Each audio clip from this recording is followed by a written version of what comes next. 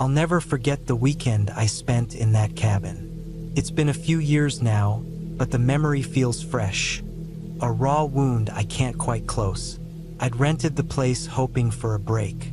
Work had been overwhelming, and I thought some time alone in the mountains would help me reset. The online listing showed a cozy wooden cabin, tucked deep in the woods, with a promise of complete solitude. That's exactly what I thought I needed. The drive up was uneventful. The cabin was about 3 hours from my apartment in the city, nestled in a forested area miles away from the nearest town. The road narrowed as I got closer, with tall pines flanking either side. By the time I arrived, the sun was already dipping low, painting the trees in shades of gold and orange. The cabin looked just like the pictures, small, rustic, with a wraparound porch and a chimney that hinted at a wood-burning stove inside. A dirt driveway curved up to it, and there was a small shed about 20 feet away. I parked my car and unloaded my bags.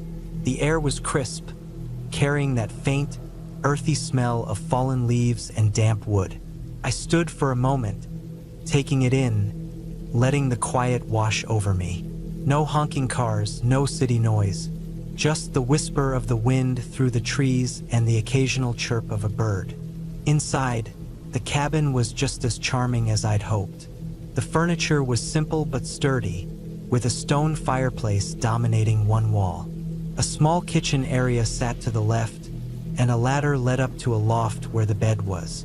There was no TV, no Wi-Fi, and only a weak cell signal. Perfect. I'd brought a stack of books and planned to spend the weekend reading, hiking, and maybe writing in the journal I hadn't touched in years.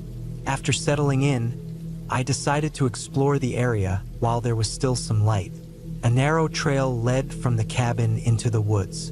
I followed it, walking slowly, enjoying the crunch of leaves underfoot. The forest was dense, the trees towering above me, their branches intertwining to form a canopy that filtered the light into dappled patches. It felt like I was walking into another world, far removed from everything. About 20 minutes in, I stumbled upon a clearing. In the center stood a fire pit surrounded by makeshift benches made of logs. It looked like it had been used recently. There were charred pieces of wood and a few beer cans scattered around. Strange, I thought. The listing had emphasized the cabin's isolation, and I hadn't seen any other properties nearby on the drive up. Maybe hikers had passed through. I made a mental note to clean up the trash later and continued walking. The trail looped back toward the cabin, and by the time I returned, the sun had almost disappeared, leaving the sky a deep shade of blue. I lit a fire in the fireplace and made myself a simple dinner. As I ate, the silence began to feel heavier. It wasn't unsettling, exactly, but it was different from the silence I was used to. It was complete, broken only by the occasional crackle of the fire or the creak of the wooden floorboards. That night, I climbed up to the loft and crawled into bed. The mattress was firm, the blankets warm, but sleep didn't come easily. I'd forgotten how dark it gets in the woods.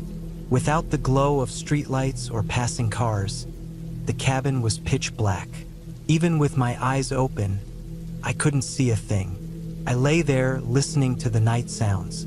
The wind had picked up, making the trees sway and groan. Every now and then, I'd hear a rustling noise outside, probably animals moving through the underbrush. It took a while, but eventually I drifted off. I woke suddenly in the middle of the night. At first, I wasn't sure what had startled me. The fire had burned down to embers, casting a faint orange glow that barely reached the edges of the room. I lay still, straining to hear.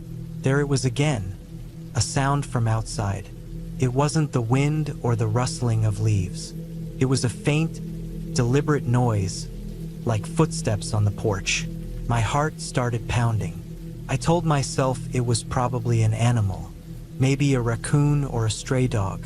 But as I lay there, listening, the sound came again, louder this time.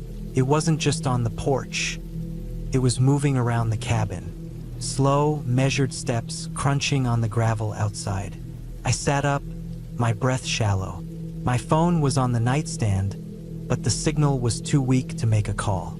I grabbed the flashlight I'd brought and climbed down the ladder as quietly as I could. The cabin's windows were small, but I tried to peek outside. It was too dark to see anything. I thought about turning on the porch light, but decided against it. If someone was out there, I didn't want to alert them that I was awake. The footsteps stopped. I stood there, frozen, flashlight in hand, waiting. Minutes passed, but it felt like hours. Finally, I convinced myself that whoever or whatever it was had left.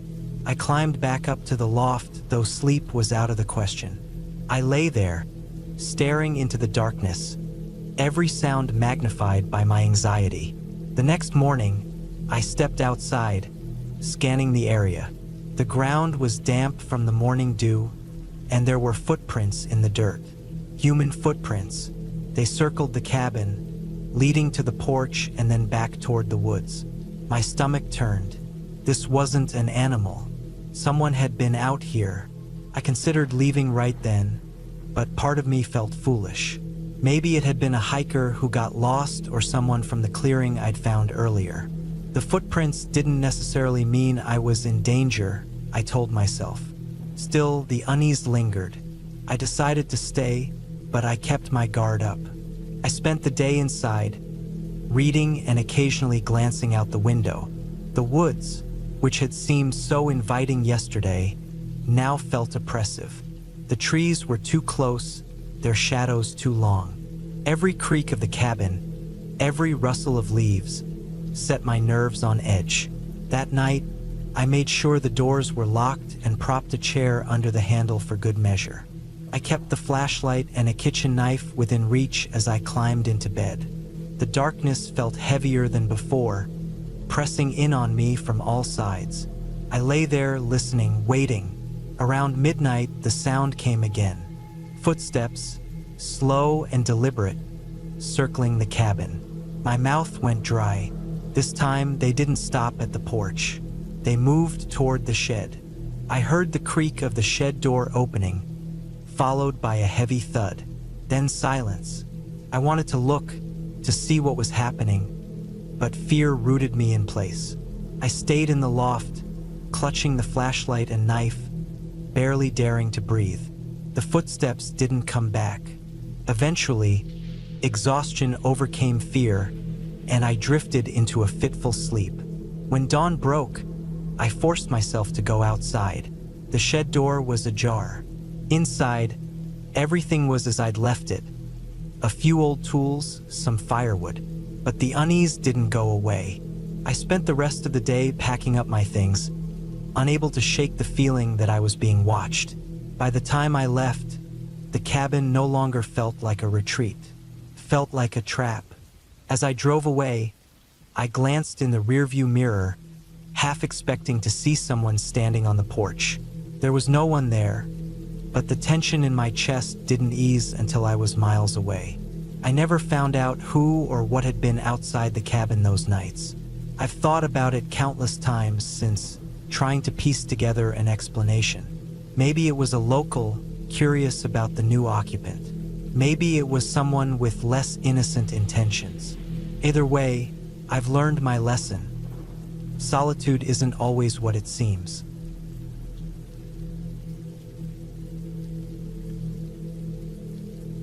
I've always enjoyed spending time alone in the wilderness.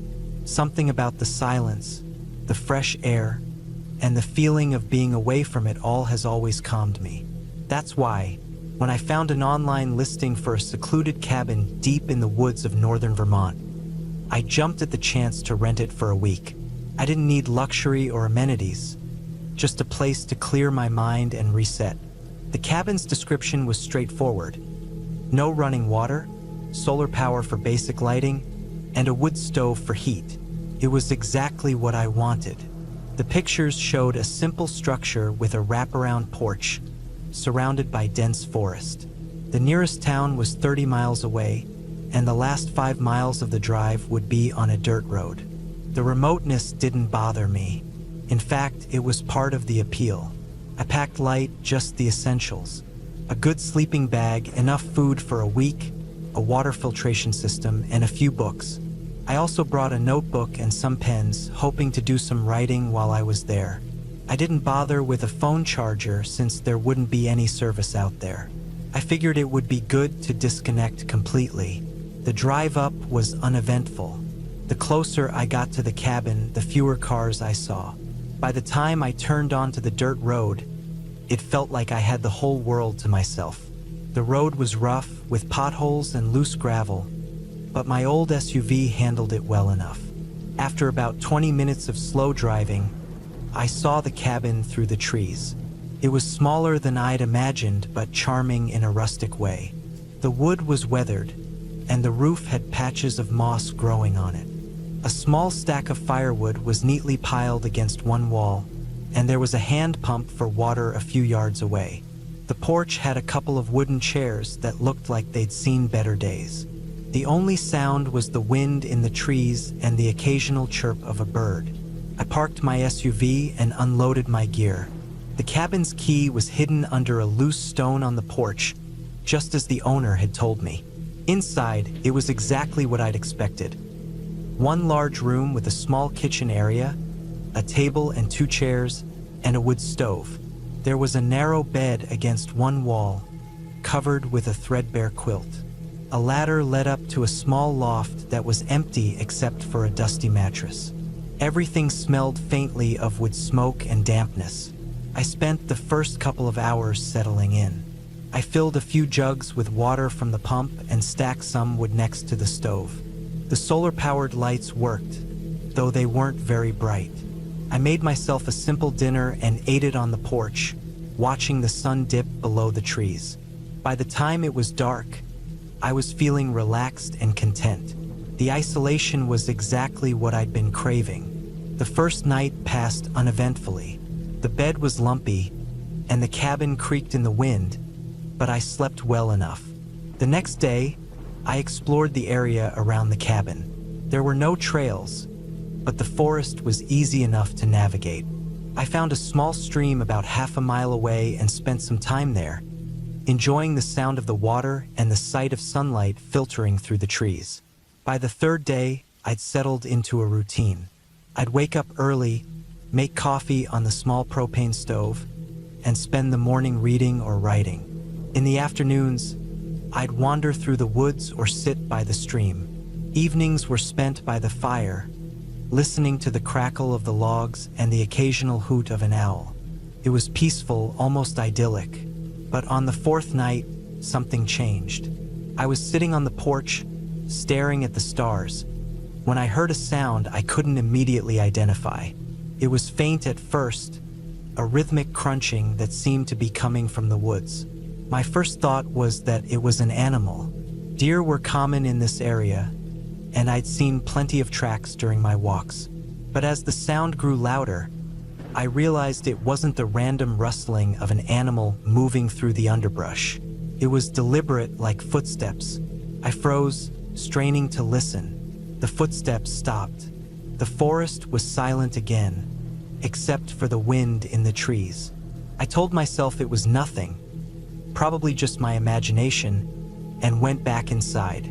I locked the door, not because I felt unsafe, but because it was habit. The next morning, I convinced myself I'd overreacted. I spent the day as usual, but I couldn't shake the feeling that I wasn't alone. Several times, I thought I heard faint noises, a twig snapping, leaves rustling. But when I stopped to listen, everything went quiet. I told myself it was just the normal sounds of the forest. That night, I made sure the fire in the wood stove was roaring before I went to bed. The warmth was comforting, and the light from the flames danced on the walls. I drifted off to sleep easily, but woke up sometime in the early hours. The fire had burned low, and the cabin was cold. I lay there for a moment, wondering what had woken me, when I heard it again. Footsteps, this time right outside the cabin. My heart started pounding. The steps were slow and deliberate, circling the cabin. I held my breath, straining to hear more. The footsteps stopped, and for a long moment, there was silence. Then came a soft scratching sound, like fingernails on wood. It was coming from the front door. I've never felt fear like that before. I didn't move, didn't breathe. The scratching stopped, and the footsteps resumed, moving away from the cabin. I waited, motionless, until the first light of dawn filtered through the windows. When I finally got up the courage to open the door, there was nothing there. No footprints, no marks on the door. It was as if I'd imagined the whole thing. I spent the day trying to make sense of what had happened. I considered leaving, but I'd paid for the whole week, and part of me didn't want to give in to fear. Still, I couldn't shake the feeling of being watched. That evening, I built the biggest fire I could and kept my flashlight within arm's reach. I stayed up late, listening for any sounds, but the night was quiet. On the sixth day, I found something that made my blood run cold. I was walking near the stream when I saw it. A crude shelter made of branches and leaves. It looked like it had been hastily constructed, and inside, I found a pile of animal bones. Some were picked clean, others still had bits of fur clinging to them. The shelter was only about 200 yards from the cabin. Someone had been living there. I hurried back to the cabin, heart racing. I decided I couldn't stay another night. I packed my things as quickly as I could, throwing them into the SUV without bothering to organize. By the time I was ready to leave, the sun was setting, and the shadows in the forest seemed to stretch endlessly. The drive back down the dirt road was nerve-wracking. Every time I glanced in the rearview mirror, I half expected to see someone or something following me. But the road remained empty, and I finally reached the highway. The relief I felt was overwhelming. I never reported what happened. Who would I even tell? The cabin owner? The local police? I didn't have any evidence, just a feeling of unease and a few sleepless nights. But I've never gone back to that part of Vermont, and I've never stayed in a cabin that remote again. Even now, years later, I sometimes wake up in the middle of the night, convinced I hear footsteps outside my window. I tell myself it's nothing, just the wind or a stray animal. But deep down, I know better. Some silences aren't empty. Some shadows aren't just shadows. And some places, no matter how peaceful they seem, are better left alone.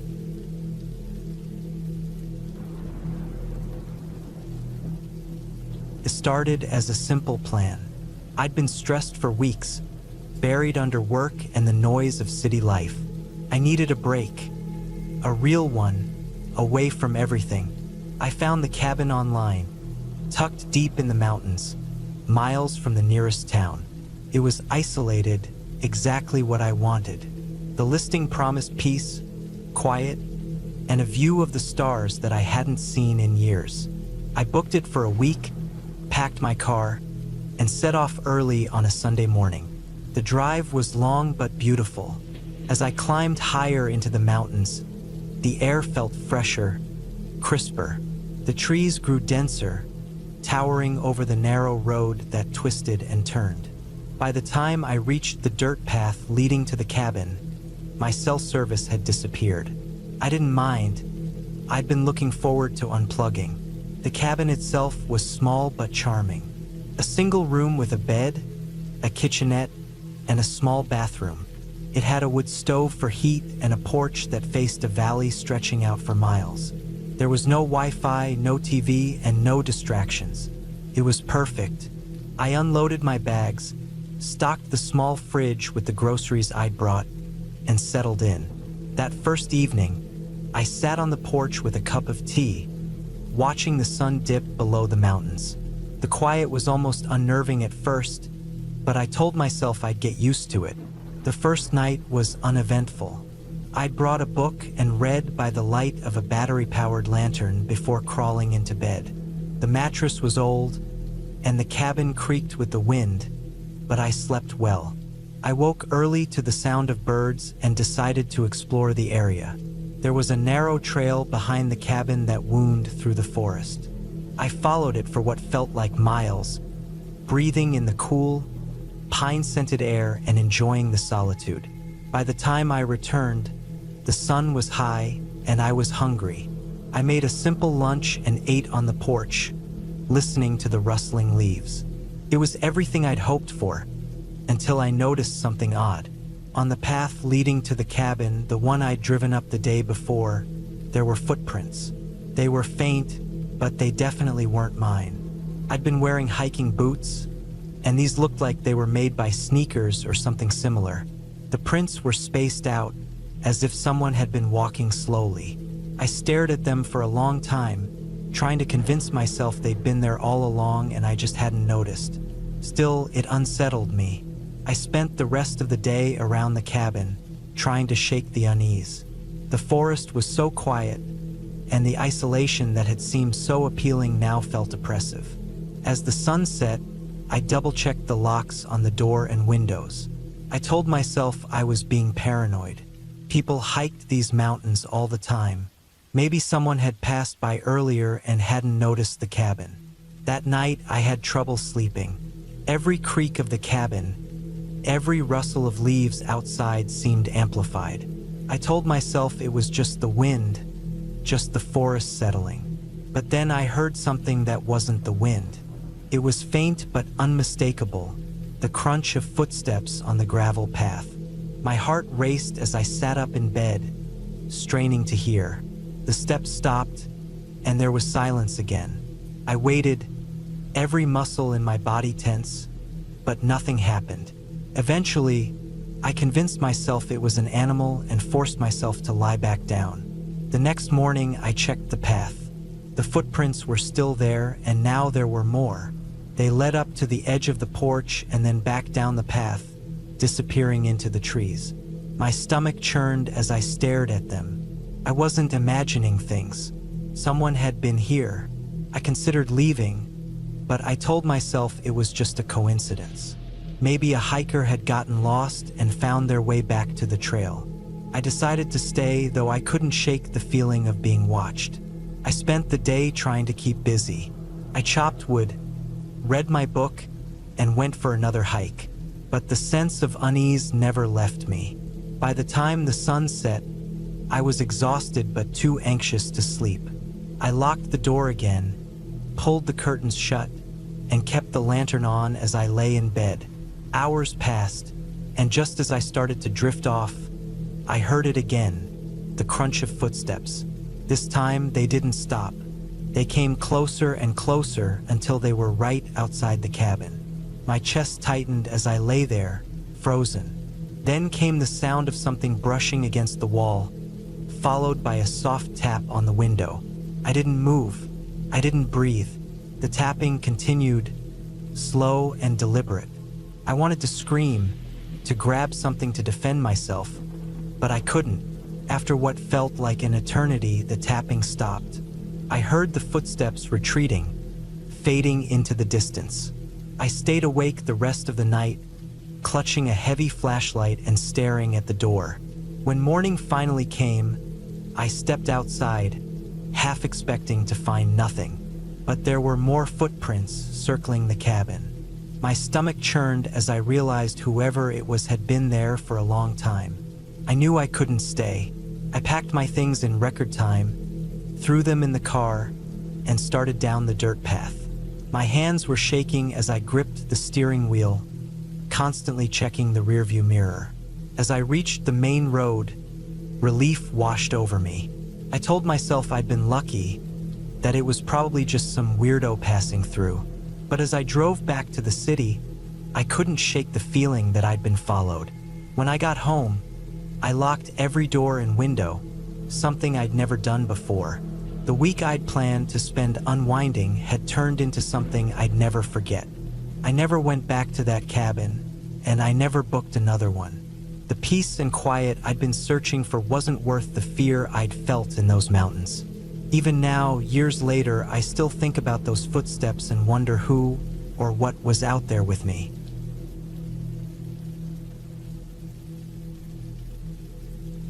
I've always loved the quiet of the woods. Growing up in Vermont, surrounded by endless trees and winding trails, solitude never felt lonely to me. When the stress of work started to mount, too many deadlines, too many sleepless nights, I decided it was time for a break. I rented a cabin deep in the woods of northern Maine, far from cell service, and even farther from my responsibilities. A week of isolation sounded perfect. The drive took longer than I expected. By the time I reached the cabin, the sun was dipping below the horizon. The place was modest. A single-story wooden structure with a tin roof, perched on the edge of a small clearing. The woods pressed in on all sides, their dense canopy making the twilight feel darker than it should have been. There was a small porch out front with a pair of rocking chairs and a stack of firewood neatly piled against the wall. It felt welcoming, but in a way that made me wary. Too perfect, like a painting. Inside, the cabin was sparsely furnished. A single bed pushed against the far wall, a wood stove in the corner, and a small kitchen with just the basics. There was no electricity, only a few oil lamps scattered around.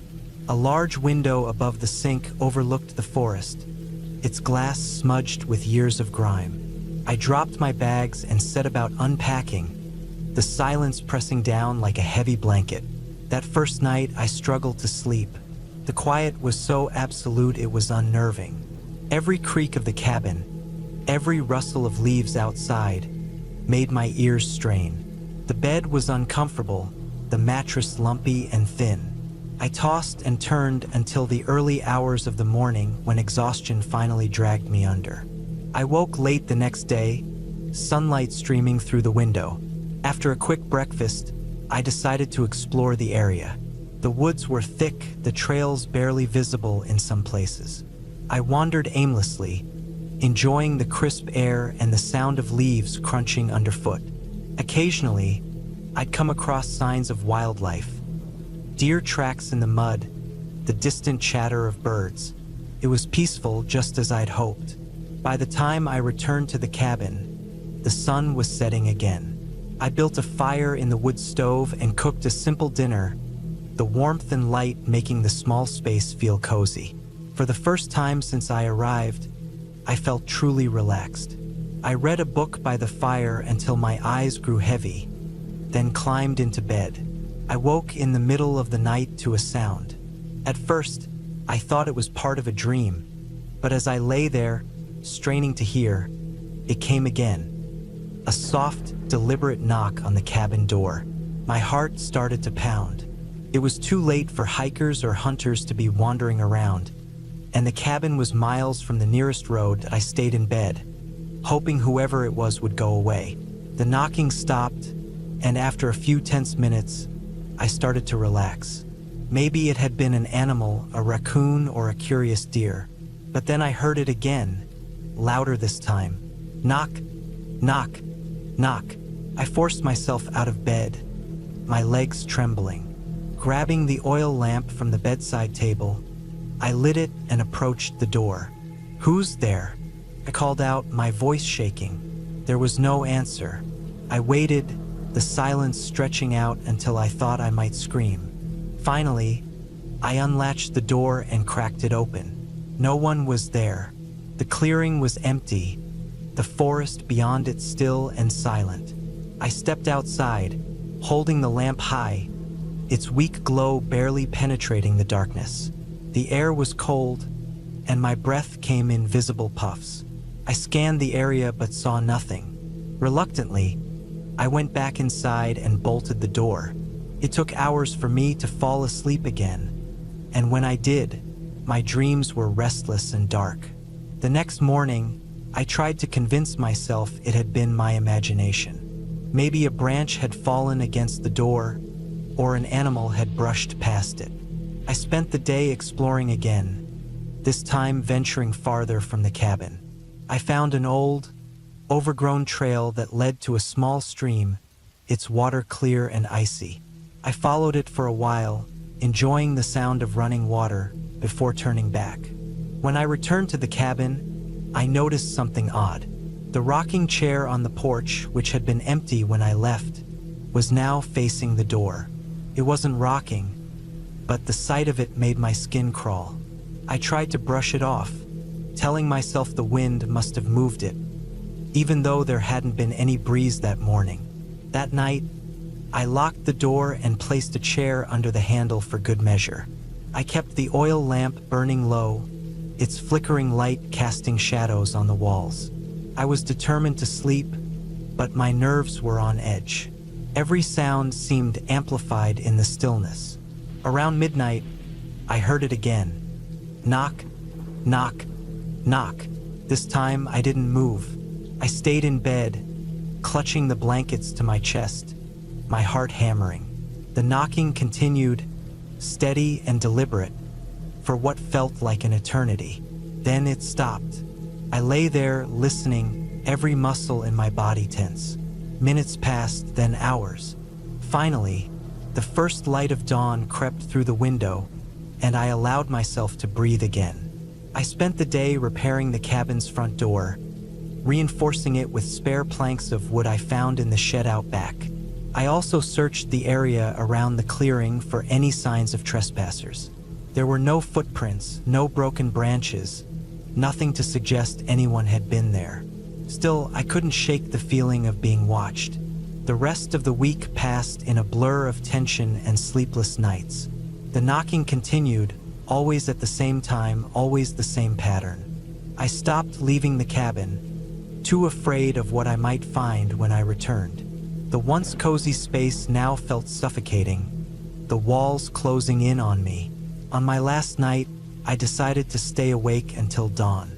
I sat by the wood stove, the oil lamp burning beside me, a heavy piece of firewood in my lap as a makeshift weapon. When the knocking started, I didn't move. I didn't even breathe. It went on for hours, stopping just before sunrise. When morning finally came, I packed my bags and left without looking back. The drive home was long and silent, the weight of the past week settling over me like a shroud. I couldn't shake the feeling that I was being followed, every car behind me a potential threat. By the time I reached my apartment, I was exhausted but relieved. It's been months since that trip, but the memory of it still haunts me. I never found out who or what was knocking on the cabin door.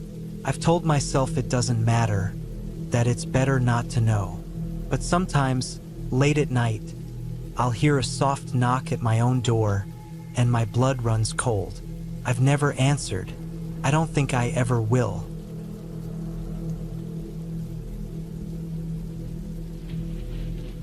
I decided to take a solo trip to a remote cabin deep in the woods.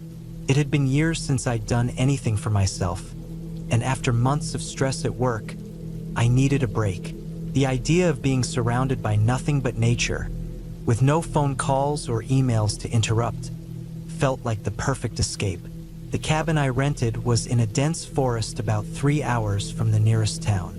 The rental listing described it as off the grid, and I liked the sound of that. I arrived in the late afternoon. The road leading to the cabin was rough and narrow, barely wide enough for my car. Overgrown bushes scraped against the sides as I navigated the last stretch, and the tires kicked up a cloud of dirt. When I finally reached the clearing where the cabin sat, I felt a mix of relief and unease. The cabin was smaller than I'd expected, with weathered wooden planks and a slanted tin roof. It had a single window at the front and a small porch with a couple of rickety chairs. Surrounding it was nothing but towering trees and dense undergrowth. The air was heavy with the smell of pine and damp earth. It was quiet, so quiet that I could hear my own breathing. I unloaded my supplies: canned food, bottled water, a first aid kit, a flashlight, and some basic tools. I had also brought a small gas-powered generator, as the cabin didn't have electricity. Inside, the cabin was as basic as it got.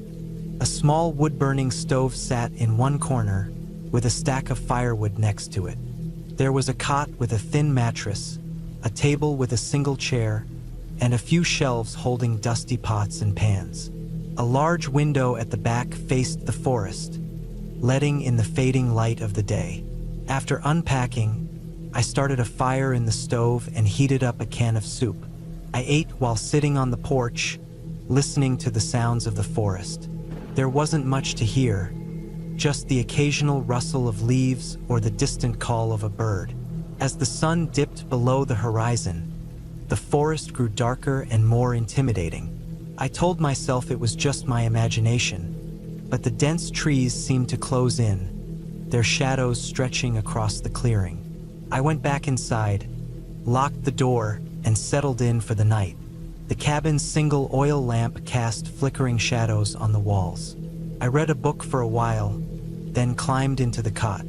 The mattress was lumpy and uncomfortable, but I was exhausted from the drive and fell asleep quickly. Sometime in the middle of the night, I woke up to a sound. At first, I couldn't tell what it was. It was faint, almost like whispering, but it didn't make sense. I sat up, straining to hear. The sound stopped. I told myself it was probably the wind or an animal outside and tried to go back to sleep. But as I lay there, I felt a growing sense of unease. The cabin felt too quiet, like the forest outside was holding its breath. The next morning, I shrugged off the strange feeling. I spent the day exploring the area around the cabin. The forest was dense, with narrow trails winding between the trees. I found a small stream not far from the cabin and spent some time sitting by the water, letting the sound of the current calm my nerves. By the time I returned to the cabin, the sun was already sinking low in the sky. That night, the strange sounds returned. This time, they were louder and more distinct. It wasn't whispering anymore. It sounded like footsteps, slow and deliberate, circling the cabin. My heart pounded as I sat up in the cot, clutching the flashlight. I pointed the beam at the window, but all I could see was darkness. I told myself it was an animal, maybe a deer or a raccoon, but deep down I wasn't convinced. The footsteps stopped, and the silence that followed was almost worse. I stayed awake for hours, listening for any sound, but there was nothing. Eventually, exhaustion took over, and I fell into a restless sleep. The next day, I noticed something strange. Around the cabin, the undergrowth looked trampled, as if someone or something had been moving through it. There were no clear footprints, just areas where the grass and leaves were flattened. I tried to shake it off, convincing myself it was just my imagination running wild. That evening, as I was sitting on the porch, I felt like I was being watched. The forest seemed darker than usual, the trees casting long shadows that stretched toward the cabin. I couldn't shake the feeling, so I went inside and locked the door earlier than usual. I made sure all the windows were secure and double-checked the lock on the door. I even placed a chair under the doorknob just in case. The night was long and tense. The sound started again, this time closer and more distinct. The footsteps circled the cabin, pausing near the windows. I turned off the lamp and crouched in the corner, clutching the flashlight and a kitchen knife. My heart was pounding so loudly I was sure whoever was outside could hear it. Hours passed before the sounds finally stopped. I didn't sleep at all that night. When the first light of dawn broke through the trees, I felt a wave of relief. I stepped outside to find more trampled undergrowth around the cabin. This time, I noticed something that chilled me to the bone. A piece of fabric caught on a branch near the back of the cabin. It was small, like a shred of clothing, and it didn't look old. Someone had been out there. I decided I couldn't stay another night. I packed up my things as quickly as I could, my hands shaking as I stuffed everything into my bags. As I loaded the car, I kept glancing over my shoulder, half expecting someone to step out of the trees. The forest was eerily silent, as if it was watching me leave. The drive back to civilization felt like it took forever. I didn't feel safe until I was back on the main road, surrounded by other cars. Even then, the sense of unease lingered. I couldn't shake the feeling that I had been watched, that whoever had been outside the cabin might have followed me. When I got home, I contacted the company that rented out the cabin. I told them about the strange noises and the trampled undergrowth, but they brushed it off, saying it was probably just animals. I knew better. Something or someone had been out there. To this day, I don't know who it was or what they wanted. All I know is that I'll never go back to that cabin, and I'll think twice before heading into the woods alone again.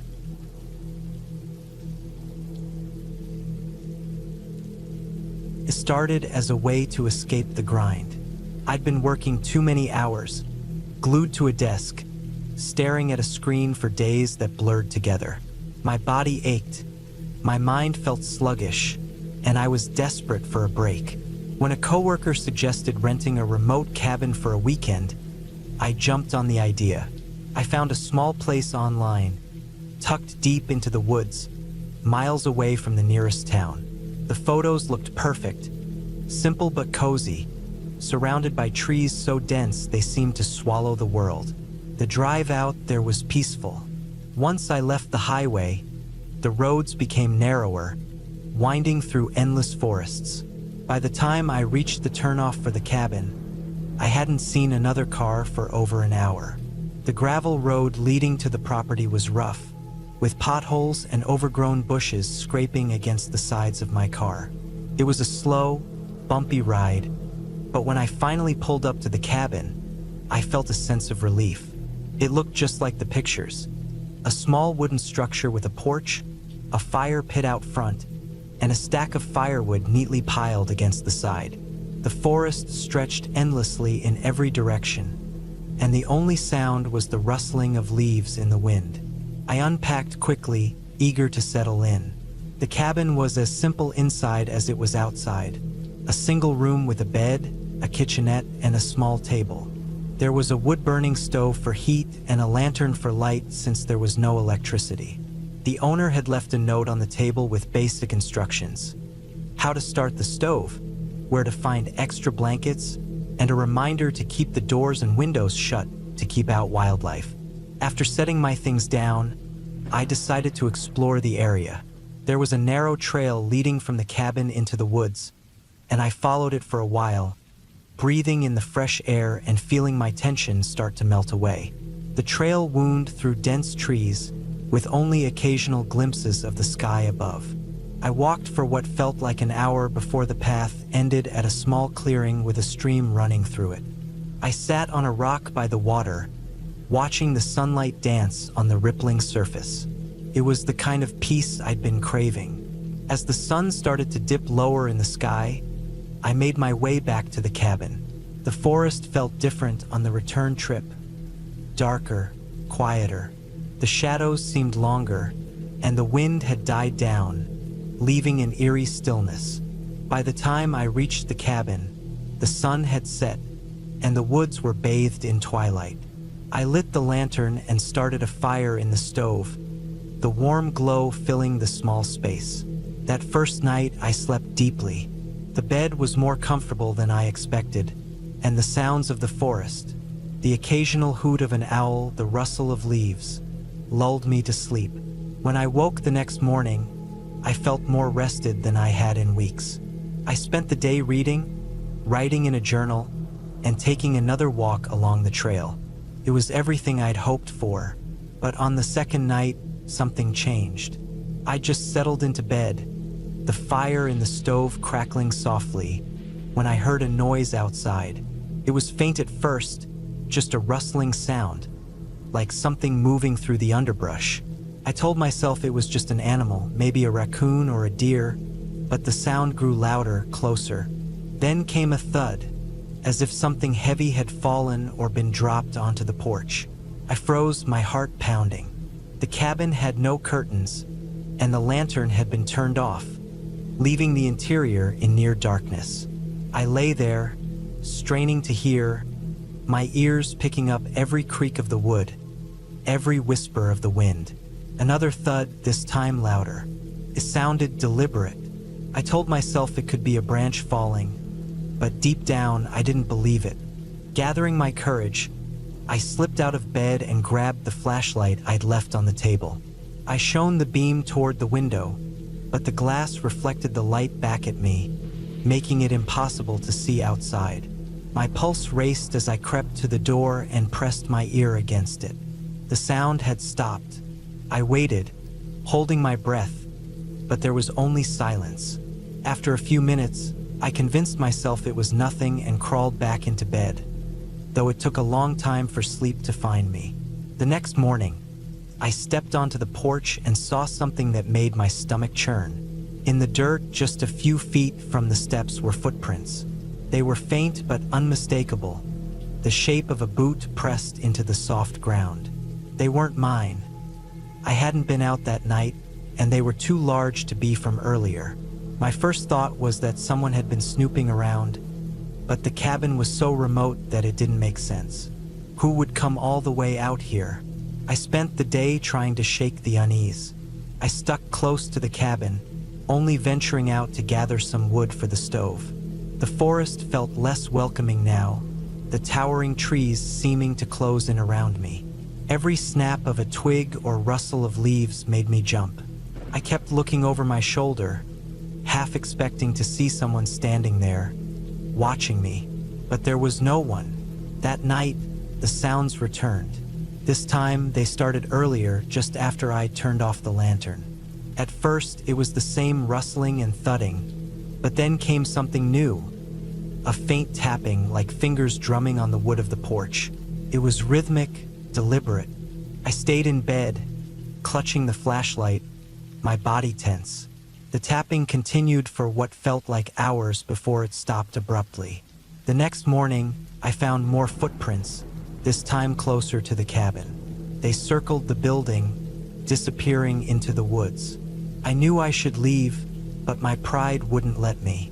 I'd come out here to prove I could handle being alone, that I didn't need the constant hum of city life to feel secure. I told myself it was probably just a hiker who'd gotten lost, someone who'd stumbled across the cabin by chance. But deep down, I didn't believe that. I spent the day preparing to leave, packing my things and tidying up the cabin. I planned to drive out first thing in the morning, not wanting to navigate the rough gravel road in the dark. That night, I didn't bother trying to sleep. I sat in the chair by the stove, the fire burning low, flashlight in hand. The sound started again, louder than before. Thuds, rustling, and that same tapping. Then came a new sound, a low guttural noise, like a growl or a moan. It sent chills down my spine. I decided I couldn't wait until morning. I grabbed my bag and headed for the door, my flashlight beam slicing through the darkness. As I stepped onto the porch, I froze. The footprints were back, leading from the woods to the cabin and then circling it again. My car was only a few yards away, but it felt like miles. I forced myself to move, each step feeling heavier than the last. When I reached the car, I fumbled with the keys, my hands shaking.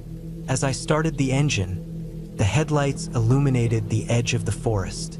For a split second, I thought I saw movement, a shadow slipping between the trees.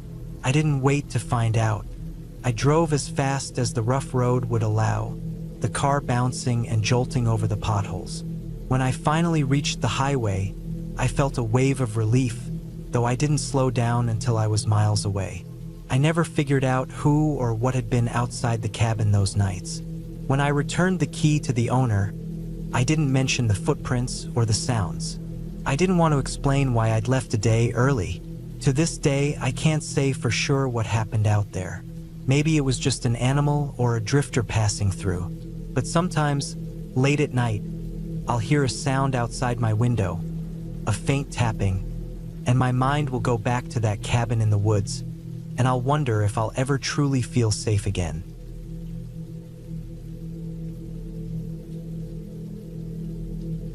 I had always loved the solitude of the mountains.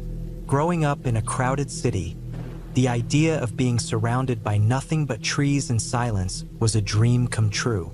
So, when I came across a listing for an old cabin nestled deep in the forest, I jumped at the chance to rent it for a week. The description was simple: no electricity, no running water, and no cell service. That was exactly what I wanted. A complete break from the chaos of everyday life. The drive to the cabin was long and winding. As I got closer, the paved roads turned into gravel, and eventually, The gravel turned into a narrow dirt path barely wide enough for my car. It was late afternoon by the time I arrived, the sun dipping low behind the tall pines.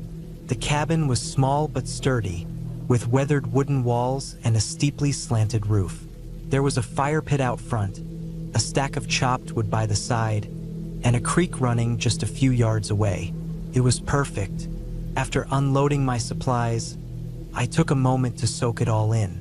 The air was crisp and cool, carrying the faint scent of pine and damp earth. The only sounds were the rustling of leaves and the distant trickle of the creek. I felt a sense of peace I hadn't experienced in years. The first night was uneventful.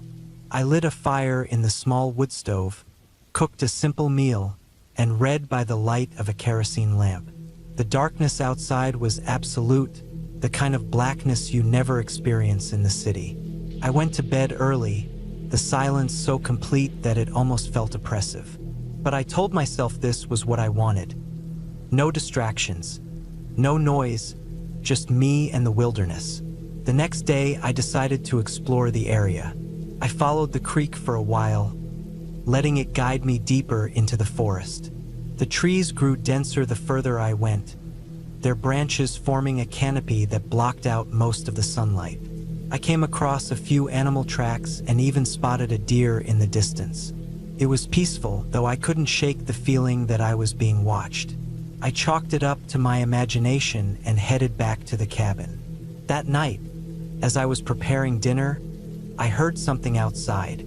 It was a faint rustling, like footsteps on dry leaves. I froze, listening intently, but the sound stopped. After a few moments, I convinced myself it was just an animal. There were plenty of deer and raccoons in the area, after all. Still, I couldn't shake the uneasy feeling that had settled in my chest. The next morning, I found footprints in the dirt outside the cabin. They weren't mine. They were larger, heavier, and spaced farther apart. My heart raced as I crouched down to examine them. They looked human, but why would anyone be out here? The nearest town was miles away, and this cabin wasn't exactly easy to find. I spent the rest of the day on edge, jumping at every little sound. I tried to focus on my book, but I couldn't concentrate. Every creak of the wood stove, every gust of wind rattling the windows, made my pulse quicken. I told myself I was being paranoid, that the footprints were probably from a hiker who had passed through before I arrived. But I couldn't shake the feeling that I wasn't alone. That night, I locked the door and wedged a chair under the doorknob. I kept the kerosene lamp burning, its flickering light casting long shadows across the walls. Sleep didn't come easy. I lay in bed, straining to hear anything out of the ordinary. At some point, exhaustion must have taken over, because I woke up to the pale light of dawn streaming through the windows. Relieved to have made it through the night, I stepped outside to get some fresh air. That's when I saw it. On the cabin's front door, carved deep into the wood, was a single word, "Leave." My blood ran cold. The letters were jagged, as if they'd been hastily scratched with a knife or some other sharp object. I looked around, but there was no sign of anyone. Panic set in. I grabbed my phone, even though I knew there was no service. I turned it on anyway, hoping against hope that I could get a signal, but the screen remained stubbornly blank. I considered packing up and leaving right then and there, but the thought of driving down that narrow, winding dirt road in broad daylight was nerve-wracking enough. Doing it in a panic felt even worse. I decided to wait until morning, when I'd be less likely to make a mistake. The rest of the day was tense. I stayed inside, keeping the curtains drawn and the door locked. I didn't light a fire, not wanting to draw attention to myself. Every creak and groan of the old cabin made my heart race. By nightfall, I was a bundle of nerves. That night was the worst.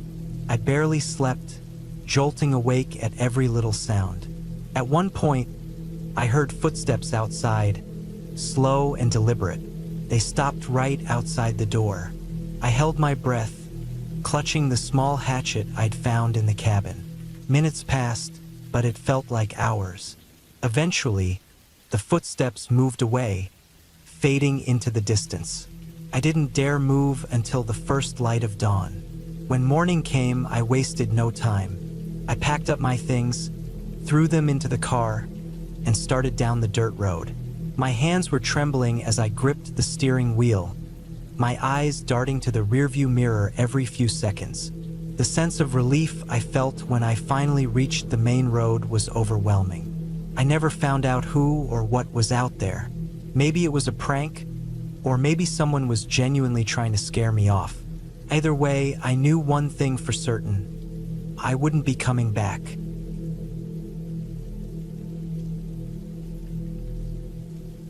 I've been dreaming about this trip for years.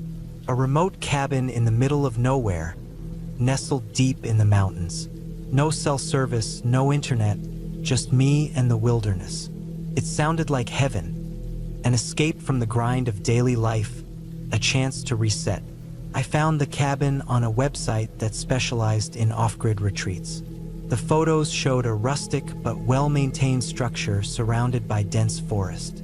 The description promised total seclusion, with the nearest town nearly 20 miles away. That's exactly what I wanted. I packed the essentials: canned food, a small camping stove, plenty of water, a first aid kit, and a few basic tools. The cabin supposedly had a wood-burning stove and a few solar panels for light, but I wasn't expecting luxury. I also brought a satellite GPS for emergencies. My car, a sturdy SUV, was loaded to the brim with supplies. I planned to stay a full week. The drive was long but scenic. As I left the paved roads behind and started climbing higher into the mountains, the scenery grew more stunning. Towering pines lined the narrow dirt road, their tops swaying gently in the wind. Patches of snow clung stubbornly to shaded areas, even though it was late spring. My excitement grew with every mile. This was exactly what I needed. When I arrived at the cabin, I was struck by its beauty. It was small, just one story with a steeply pitched roof and a wide front porch. The wood was weathered but solid, and a stack of split logs sat neatly by the front door. The air smelled of pine and earth, and the only sounds were birdsong and the rustling of leaves.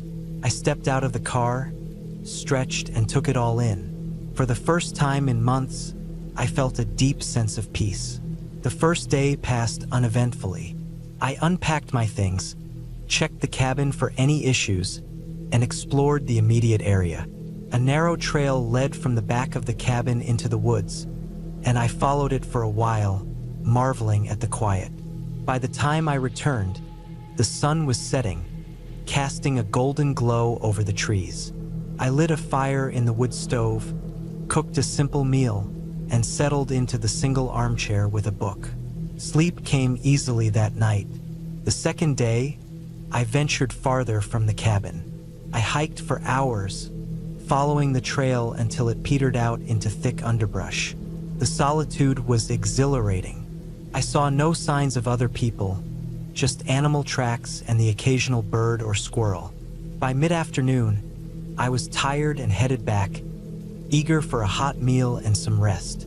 As I approached the cabin, I noticed something odd. The front door was ajar. I was certain I'd closed it that morning. I'm meticulous about things like that, especially in a remote place where animals could wander in. My first thought was that a strong gust of wind had blown it open, but there hadn't been any wind that day, and the door had a latch that wouldn't easily come undone. I stood there for a moment, heart pounding, before stepping cautiously inside. Nothing seemed out of place. My belongings were untouched, and the cabin was silent. Still, I couldn't shake the feeling that something was off. I checked every corner, even under the bed and inside the tiny closet. Nothing. Telling myself I was being paranoid, I secured the door and double-checked the latch before settling in for the evening. But that night, I slept lightly, waking at every creak and groan of the old wood. The next morning, I found tracks in the dirt outside the cabin. At first, I thought they belonged to an animal, but the more I looked, the less certain I became. They were faint, as if someone had been walking carefully, trying not to leave a trace. They led from the edge of the forest to the cabin and then disappeared. I'd hiked enough to know the difference between animal and human tracks, and these looked human. Cold knot formed in my stomach. Who else would be out here? The rental website had emphasized the cabin's isolation. I'd passed no other vehicles on the way up and seen no signs of other people. Trying to stay calm, I convinced myself that it must have been a hunter or another hiker who'd wandered too close. Still, I couldn't shake the unease. That day, I stayed close to the cabin. I kept the door locked and carried a sturdy hiking stick whenever I stepped outside. I spent hours chopping wood, partly to keep busy and partly to have a weapon at hand. The day passed without incident, but as the sun dipped below the horizon, the uneasy feeling returned. That night, I woke to a sound. It was faint at first, barely audible over the crackle of the dying fire. A soft, rhythmic tapping. My heart raced as I strained to listen. The sound was coming from the porch. I grabbed my flashlight and the hiking stick, my hands trembling. Taking a deep breath, I moved toward the door. When I opened it, the porch was empty. The tapping stopped immediately. I shone the flashlight into the darkness, but the beam revealed nothing but trees and shadows. My nerves were frayed, but I told myself it was just the wind or a branch brushing against the cabin. I locked the door again and tried to go back to sleep, but it was a long time before my racing heart calmed enough to let me drift off. The next day, I found more tracks around the cabin. These were clearer, and there was no mistaking their shape. Bare human feet. The prints circled the cabin, coming disturbingly close to the windows. Panic set in. Whoever it was, they'd been watching me. I considered leaving, but the thought of navigating the narrow, unpaved road at night made me hesitate. I decided to wait until morning. That evening, I built a fire in the wood stove and sat with my back against the wall, facing the door. I kept the hiking stick within reach and my flashlight on the floor beside me. Hours passed in tense silence. Around midnight, the tapping started again. This time, it was louder and more deliberate. My blood ran cold. Whoever it was, they were taunting me. I forced myself to stay calm. I didn't want to confront them. Not alone. Not in the dark. Instead, I waited, heart pounding, until the sound stopped. Minutes felt like hours. Finally, silence returned. I stayed awake the rest of the night, clutching the stick and jumping at every sound. When dawn broke, I packed my things as quickly as I could. I'd had enough. As I loaded the car, I felt eyes on me. But when I looked around, the woods were empty. The drive down the mountain was nerve-wracking. Every shadow, every movement in the trees set my heart racing. I didn't stop until I reached the nearest town. At a small diner, I told the waitress about my experience. She listened with a furrowed brow, then told me something that sent chills down my spine. Over the years, there had been reports of strange occurrences near that area. Disappearances, abandoned campsites, even rumors of hermits living deep in the forest. She didn't know if any of it was true, but her words confirmed what I'd already decided. I wasn't going back. I returned the cabin keys to the rental agency and drove home, my hands gripping the wheel tightly the entire way. Weeks later, I still couldn't shake the memory. The tapping, the tracks, the feeling of being watched. I'd wanted isolation, but I'd gotten more than I bargained for. Now, the thought of being alone in the woods no longer feels like peace. Feels like a warning.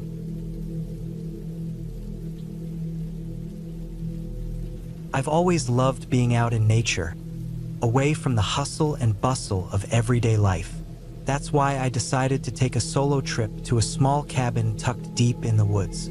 The kind of place where the nearest neighbor is miles away and the only sounds you hear are the rustling of leaves and the occasional call of a bird. The cabin wasn't anything special, just a simple, wooden structure with a few basic amenities. a bed, a small stove for cooking, and a wooden table, the kind of place that promises peace and solitude. I had planned to spend a weekend there, just unwinding and reconnecting with myself. I had been stressed at work and figured that a few days in the woods would clear my mind. The road leading to the cabin was narrow and winding, with trees pressing close to the edges, casting long shadows. As I pulled up, the sun was beginning to dip behind the trees, painting the sky in shades of orange and purple. The air was crisp, and I could smell the pine and damp earth. I parked my car outside and grabbed my bag, making sure I had everything I needed for the next few days. I unlocked the door and stepped inside. The inside smelled of wood and age, the kind of scent that immediately made you feel like the place had been standing there for decades, maybe longer. I set my stuff down and took a moment to absorb the surroundings. It was peaceful, so quiet that it felt almost unnatural. I figured it would take a little while to adjust, but I was excited for the silence. I liked it. After settling in, I unpacked and prepared a simple dinner on the small stove. As the sun set completely, the sky darkened and the stars began to appear, one by one, in the vast black canvas above. I felt a sense of calm as I ate my meal, sitting by the small table near the window, watching the trees sway gently in the night breeze. But something about the night felt off. It wasn't anything I could put my finger on right away, but I felt like I was being watched. Maybe it was just the unfamiliar isolation, or maybe it was the way the shadows seemed to dance just outside the cabin, but I couldn't shake the feeling that there was something lurking in the dark. I tried to ignore it, telling myself it was just my imagination. I finished eating, washed up, and decided to go to bed early. The bed was comfortable enough, with a thick quilt and soft pillows. I lay there in the dark, listening to the wind whistling through the trees and the occasional crack of wood somewhere far off in the distance. But then I heard it. At first, it was faint, just a rustling sound outside. I thought it might have been an animal, maybe a deer or a raccoon moving through the brush. But then it came again, louder this time, like someone was walking around the cabin, brushing up against the walls. My heart skipped a beat. There was no one else around for miles. At least that's what I thought. I tried to ignore it, pulling the covers up tighter around me. But the sound kept coming. Steady, slow footsteps, like someone was pacing around the cabin, just out of sight. I lay there, frozen, listening, trying to rationalize it. Maybe it was a bear or some other large animal. But something told me it wasn't. I grabbed the flashlight from my bag and cautiously got out of bed, my feet barely making a sound as I moved toward the window. I slowly pulled the curtain aside, holding my breath. Outside, the yard was bathed in moonlight, and I saw nothing, just trees, the occasional rustle of leaves in the breeze. But that feeling of being watched didn't go away. The next morning, I woke up with a sense of unease that I couldn't shake. I tried to convince myself it was all just my imagination, but I couldn't ignore the nagging feeling in the back of my mind. I decided to take a walk to clear my head. Maybe some fresh air would help. The woods around the cabin were thick, and the trail was overgrown, making it hard to see more than a few feet ahead. I took my time, breathing in the earthy smell of the forest, letting the quiet of the woods calm me. It was peaceful, and for a while, I almost forgot about the strange feeling from the night before. But then I saw it. At first, I thought it was just a trick of the light, but as I got closer, I realized it was a small, weathered shack tucked away behind a thicket of trees. It was the kind of structure you'd expect to find abandoned, the kind of place you'd avoid if you were smart. But curiosity got the better of me, and I decided to check it out. I pushed through the brush, making my way toward the shack. As I got closer, I saw that the door was hanging off its hinges, and the small window was cracked. I hesitated for a moment, but then I stepped inside. The air was musty, thick with the smell of mildew and decay. Inside, there was nothing but old furniture. broken chairs, a rusted stove, and a dusty table. But on the far wall, there was something odd. A large, old-fashioned map, pinned to the wood. It was yellowed with age, and the ink was faded, but I could make out some markings, locations, trails, and what looked like old paths that no longer existed. It seemed out of place, like someone had left it here for a reason. Suddenly, I heard something, a rustling sound. It was coming from outside the shack. I froze, my heart racing. Was someone out there? The footsteps from last night, the feeling of being watched, it all came flooding back. I quickly backed out of the shack, my eyes scanning the woods. Nothing seemed out of the ordinary, but I felt that same gnawing sense of dread in my gut. I returned to the cabin, my mind racing. Was I just imagining things? Had I been too quick to assume something was wrong? Maybe it was all just in my head, a side effect of being alone in the woods. But that night, as the sun dipped below the horizon and darkness settled in again, the sounds started once more. Steady footsteps, slow and deliberate, pacing around the cabin. I couldn't ignore it anymore. I was no longer alone in these woods. I quickly packed my things, grabbed the essentials, and prepared to leave. The night had fallen completely, and the moonlight filtered through the trees, casting long, eerie shadows. I wasn't sticking around to find out who or what was out there. As I drove away, the cabin disappearing behind me in the rearview mirror, I finally felt a sense of relief. The further I got, the more the oppressive feeling lifted. I didn't know what had been happening, and I didn't want to know. All I wanted was to be away from that place. I wasn't sure if I had stumbled onto something hidden in the woods or if it was just my mind playing tricks on me. But either way, I wasn't coming back. The next day, I heard a story from a local about the cabin. Apparently, it had been abandoned years ago after the previous owner had gone missing. No one knew what had happened to him, but they said he had been obsessed with those old maps, and some folks thought he'd gone crazy out there. I don't know if it was just superstition or something darker, but after hearing that, I couldn't shake the feeling that I had narrowly escaped something I couldn't understand. And that was enough for me. I never returned to those woods, and I've never forgotten the strange feeling that I wasn't alone out there.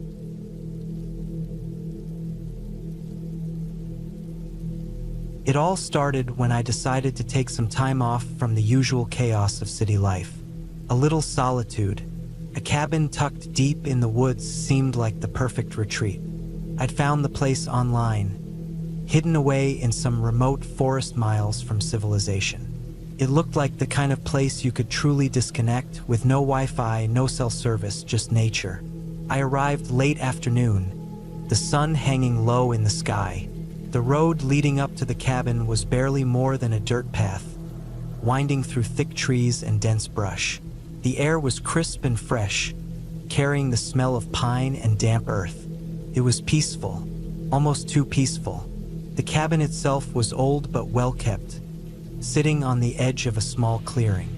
It had a stone chimney, wooden shutters on the windows, and a porch with a couple of rocking chairs.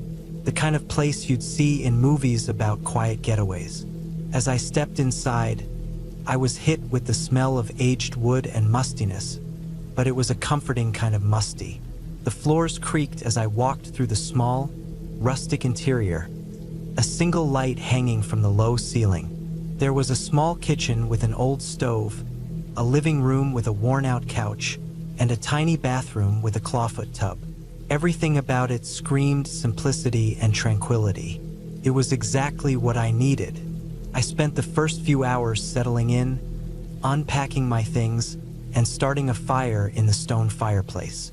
The crackling of the fire was soothing, and the shadows it cast on the walls gave the cabin a cozy, almost homey feel. I opened the windows to let in the cool air, the evening light spilling in, and I sat on the couch, staring at the flames. I felt at peace, something I hadn't felt in months. It was exactly what I was looking for. But as the sun sank below the horizon, that's when things started to change. I wasn't sure at first, just a nagging feeling in the back of my mind that something was off. At first, it was just little things, like hearing a faint sound of something shifting in the woods outside, or the sudden, almost imperceptible creaking of the cabin's walls. I tried to brush it off, thinking it was just the house settling or the wind. I decided to go outside and take a walk around the cabin, stretch my legs. The woods around the cabin were dark now, the trees towering over me as I made my way around the clearing. There was something eerie about the place at night, the quiet, almost deafening. I couldn't shake the feeling that I was being watched, but there was no one around. I told myself I was being paranoid, overthinking things. I circled the cabin, checking the perimeter. The clearing was small, maybe only a few 100 feet across, surrounded by trees. Nothing seemed out of place, but as I was about to head back inside, I noticed something strange on the ground. A small, unmarked patch of disturbed earth, as if something heavy had been dragged through the dirt. I crouched down, running my fingers over the ground.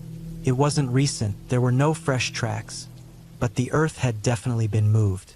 I stood up, suddenly feeling uneasy. I didn't want to think about it. It was probably just an animal, something simple. I told myself to stop overthinking it, but as I turned to go back inside, I heard it. A faint sound, coming from the trees just beyond the clearing. A rustling, like something moving through the brush. It was too deliberate to be an animal. I froze, my heart pounding in my chest. My mind raced, who would be out here? I glanced around, but there was nothing, just darkness and the silent trees. I told myself again to relax, that it was nothing, but the unease continued to gnaw at me.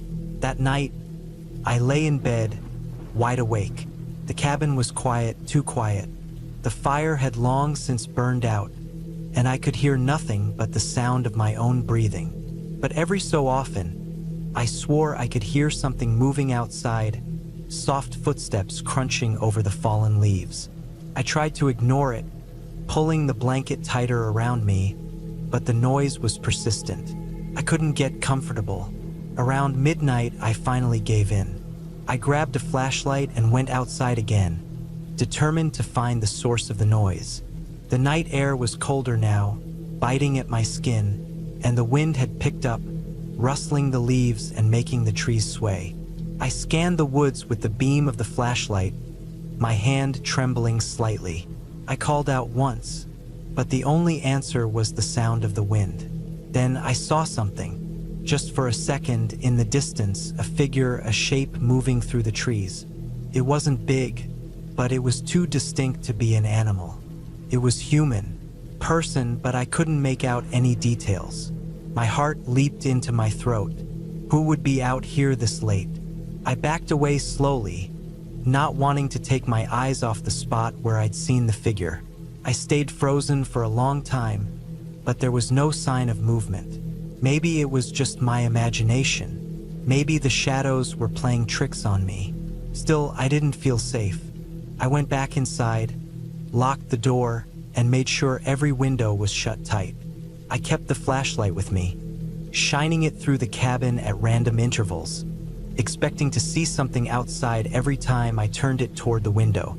But nothing ever came. The next day, I decided to leave. I couldn't shake the feeling of being watched, and I couldn't take the tension any longer. I packed my things, took one last look around the cabin, and headed toward the car. But as I walked away from the cabin, I saw something that stopped me dead in my tracks. Near the edge of the clearing, where the trees started, there was a mark on the ground, a faint trail leading into the woods, as if someone had walked through the grass. But it wasn't a normal trail. The grass was flattened, the dirt disturbed, and there were small, strange indentations along the ground. I knelt down, my heart hammering in my chest. The marks were odd, too straight, too deliberate, as if something or someone had dragged something heavy along the ground. My breath caught in my throat. The idea of a person, maybe more than one, out there in the woods watching me was too much to bear. I didn't wait to investigate further. I turned and ran toward the car, adrenaline pumping through my veins. When I finally reached the car, I sped out of the woods without looking back. As I drove down the dirt path, I glanced in the rearview mirror, half expecting to see someone standing in the clearing, watching me leave. But there was nothing. I didn't stop until I reached the nearest town. I pulled into a gas station and sat in my car, trying to catch my breath. I don't know what I saw out there. I don't know who or what was in the woods that night. But I can tell you this, there's something about those woods, something I'll never understand, and I'll never be going back to that cabin.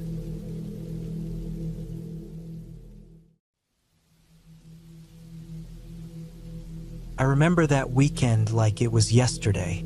I had been planning a solo retreat to clear my head after months of stress at work. A friend had recommended a remote cabin deep in the woods, about a 3-hour drive from the nearest town. They said it was perfect for solitude. It sounded ideal at the time, just me, nature, and the quiet. The drive up was uneventful. The road twisted and turned through thick forests, the kind where sunlight barely makes it through the canopy. When I finally arrived, the cabin looked as advertised, rustic but sturdy, with a small porch out front and a stone chimney. There was no electricity or running water, but I had come prepared with plenty of supplies, including a portable solar charger, a lantern, and a large jug of water. The first evening was peaceful. I settled in quickly, unpacked my things, and lit a fire in the old stone fireplace. The cabin smelled faintly of pine and smoke, and as the sun dipped below the trees, the woods grew dark and quiet. I sat on the porch for a while, sipping tea and listening to the sounds of the forest. Occasionally, I'd hear the rustle of leaves or the distant hoot of an owl, but otherwise, it was silent. The first strange thing happened the next morning. I woke up early, just as the sun was rising. Stepping outside, I noticed something odd. Around the cabin, the ground was covered in a fine layer of dirt and pine needles, but there were fresh footprints leading from the woods to the porch. They weren't mine. These were larger and deeper, as if made by someone much heavier than me. They stopped just a few feet from the front door and then disappeared. I'm not the type to jump to conclusions, so I brushed it off. Maybe a hiker had wandered by, or perhaps an animal had made the tracks, though they looked distinctly human. I spent the rest of the morning exploring the area around the cabin, venturing a short distance into the woods. The forest was dense, and it was easy to lose my bearings, so I made sure to keep the cabin within sight. As I walked, I couldn't shake the feeling that I was being watched. It wasn't anything concrete, just a prickling sensation at the back of my neck that made me glance over my shoulder more than once. By midday, I was back at the cabin. I made a simple lunch and spent the afternoon reading. The sense of unease from earlier had mostly faded, but I still felt a little on edge. To distract myself, I decided to chop some firewood. The rhythmic motion was calming, and the sound of the axe splitting logs echoed through the trees. That night, things took a darker turn. Around midnight, I was woken by a noise outside. It was faint at first, a soft scraping sound, like something being dragged across the porch. I sat up in bed, heart pounding, and strained to listen. The sound stopped, leaving only the silence of the forest. Telling myself it was probably an animal, I tried to go back to sleep, but a few minutes later, the noise started again, louder this time. I grabbed the flashlight from my bedside table and crept to the window. The beam of light cut through the darkness, illuminating the porch. Nothing. The porch was empty. I shone the light around the yard, but there was no sign of anything unusual. Still, the sound continued, now seeming to come from the back of the cabin. Summoning my courage, I stepped outside, flashlight in hand. The cold night air bit at my skin as I circled the cabin. At the back, I found what had been making the noise. A large branch, jagged and broken, lying on the ground. It looked as if it had been dragged there deliberately, but by what I couldn't say. I pushed it aside and returned to the cabin, bolting the door behind me. The next day, I decided to check the area more thoroughly. I found more footprints in the dirt, similar to the ones I'd seen before, but now they circled the cabin. They were erratic, crisscrossing, and doubling back on themselves. I followed one set into the woods, but they disappeared after a few yards. It was unsettling, but I tried to stay rational. Maybe someone else was camping nearby, though I hadn't seen or heard any signs of other people. I spent most of that day inside, keeping the fire going and trying to focus on my book. As night fell, I felt a growing sense of dread. I double-checked all the doors and windows, making sure everything was secure. Despite my precautions, I barely slept. Every creak of the cabin, every whisper of wind outside, set my nerves on edge.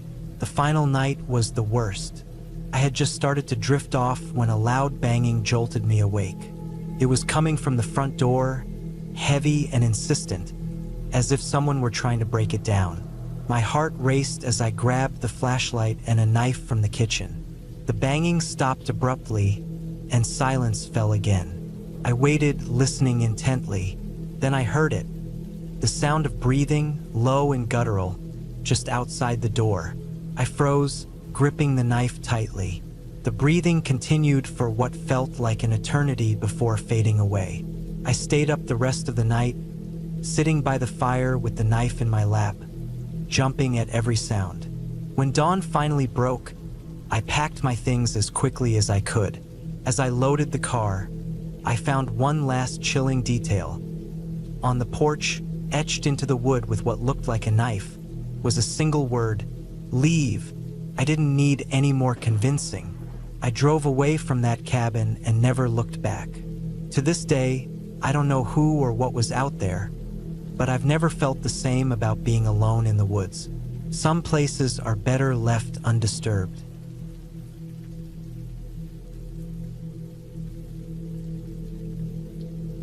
I had been planning a solo getaway for weeks, needing a break from the relentless pace of city life. A small cabin in the woods seemed like the perfect escape. It wasn't anything fancy, just a rustic place I found on a rental site. The pictures showed a modest wooden cabin nestled between tall pines, with a small porch and a view of a lake. It was remote, and that's exactly what I wanted: silence and solitude. The drive out there was uneventful but long. I left early in the morning, the city's noise fading behind me as I ventured deeper into the countryside. The roads became narrower, winding through forests that seemed to stretch forever. My phone lost signal about an hour before I arrived, which I expected. The isolation was part of the charm, though I did feel a slight unease as the road turned to gravel and the trees grew thicker. When I finally reached the cabin, it looked just like the pictures. It stood alone, surrounded by dense woods on 3 sides and a clear view of the lake on the 4th. The air was crisp, carrying the scent of pine and damp earth. I parked my car a few feet from the porch and unloaded my bags. The silence was almost overwhelming. No cars, no voices, just the occasional rustle of leaves or chirp of a bird. Inside, the cabin was simple. There was a small living area with a worn couch and a wood-burning stove, a kitchenette with basic appliances, and a single bedroom with a queen-sized bed. The bathroom was tiny but functional. I noticed the windows had thick curtains, which seemed odd given the lack of nearby neighbors, but I didn't think much of it. After unpacking, I made myself a quick meal and stepped onto the porch to take in the view. The lake was still, its surface reflecting the gray sky. I sat on a wooden chair and watched as the sun dipped lower, casting long shadows across the water. It was peaceful, almost too peaceful. I realized I wasn't used to this level of quiet. Back home, there was always some background noise, even at night. Here, the silence felt heavy, pressing against my ears. That first night, I slept uneasily.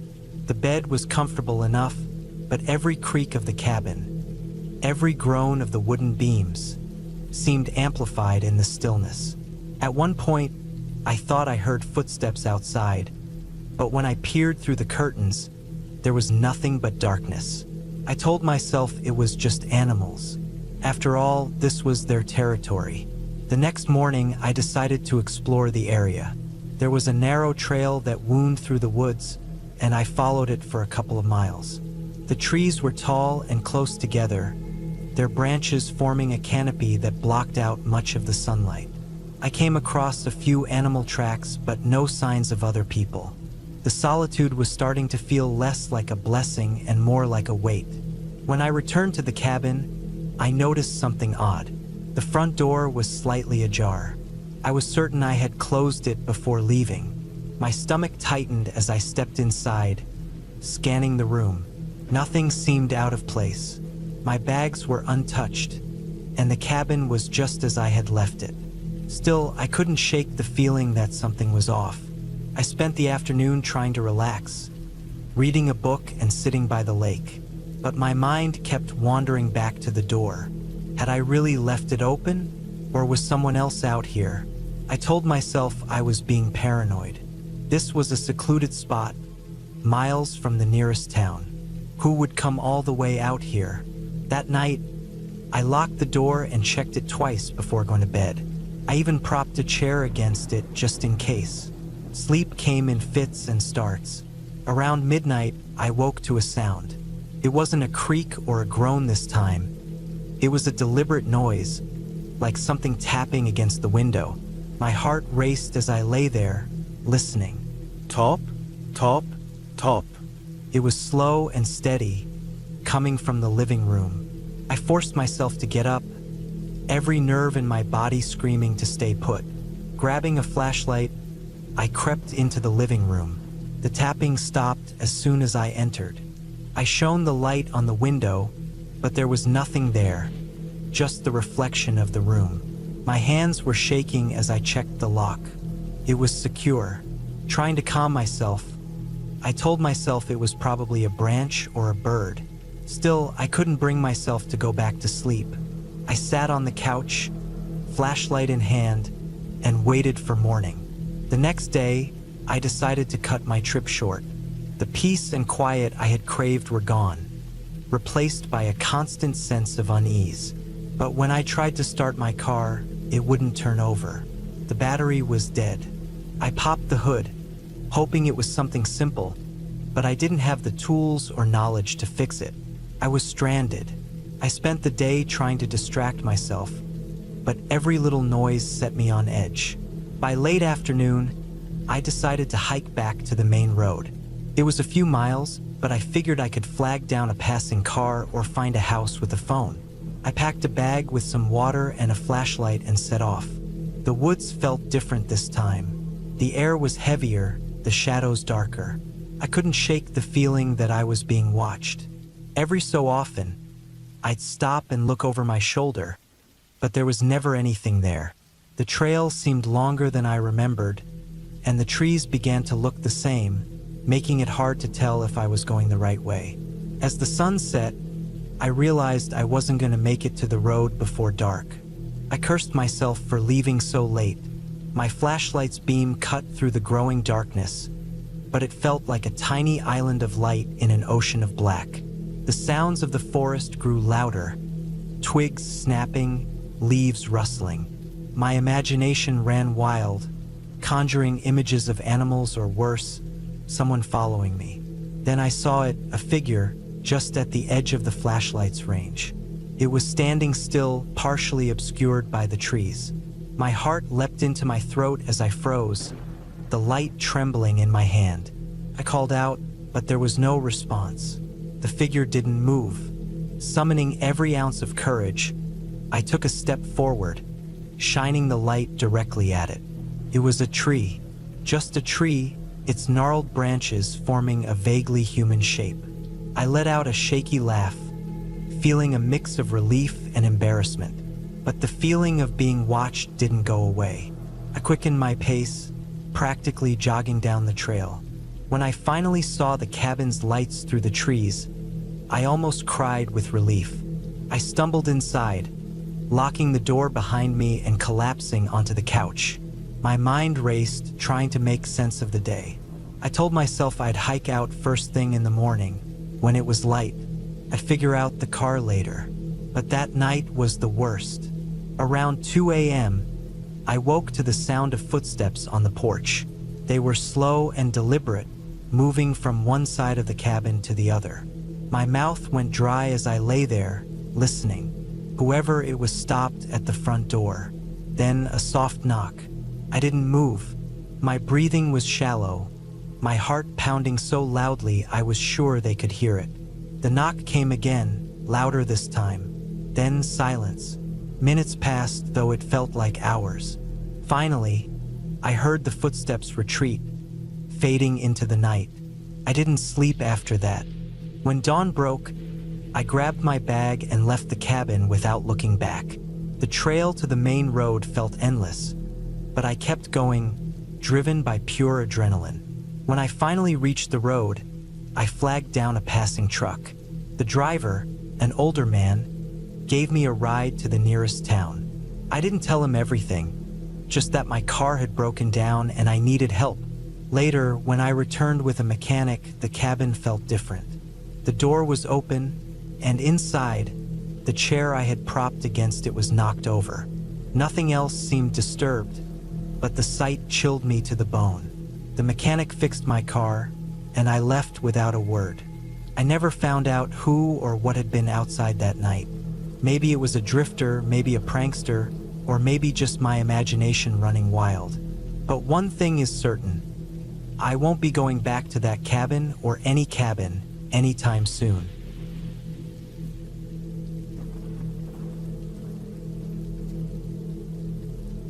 It started as a simple idea for a peaceful getaway. Life had been overwhelming for months, and I felt like I needed to step away from the noise of the city. The stress of work, the constant emails, the endless calls, they all weighed on me. A quiet cabin in the woods sounded perfect. A colleague mentioned knowing someone who rented out an old cabin about 2 hours from the city. It wasn't listed anywhere online, but it was supposed to be serene and secluded. Exactly what I was looking for. The drive out was uneventful. The highway stretched into smaller roads that eventually turned into a single gravel lane cutting through dense forest. The air changed as I got closer, smelling of pine and damp earth. When I finally saw the cabin, it looked exactly how I had imagined. Small, weathered wood, a slanted roof, and a wraparound porch. The place was surrounded by tall trees, their canopies almost blocking out the sky. There was a small clearing in front with a fire pit, and beyond that, nothing but woods. Inside, the cabin was simple but cozy. A single room with a small kitchen, a wood-burning stove, and a bed tucked into the corner. A small bathroom was attached, with just enough space for a shower and toilet. The windows were large, letting in the natural light and offering views of the forest. There was no TV, no Wi-Fi, and my phone barely had a signal. That was fine by me. I wanted to disconnect. The first day passed quietly. I unpacked my things, cooked a simple dinner, and spent the evening reading a book I'd been meaning to start.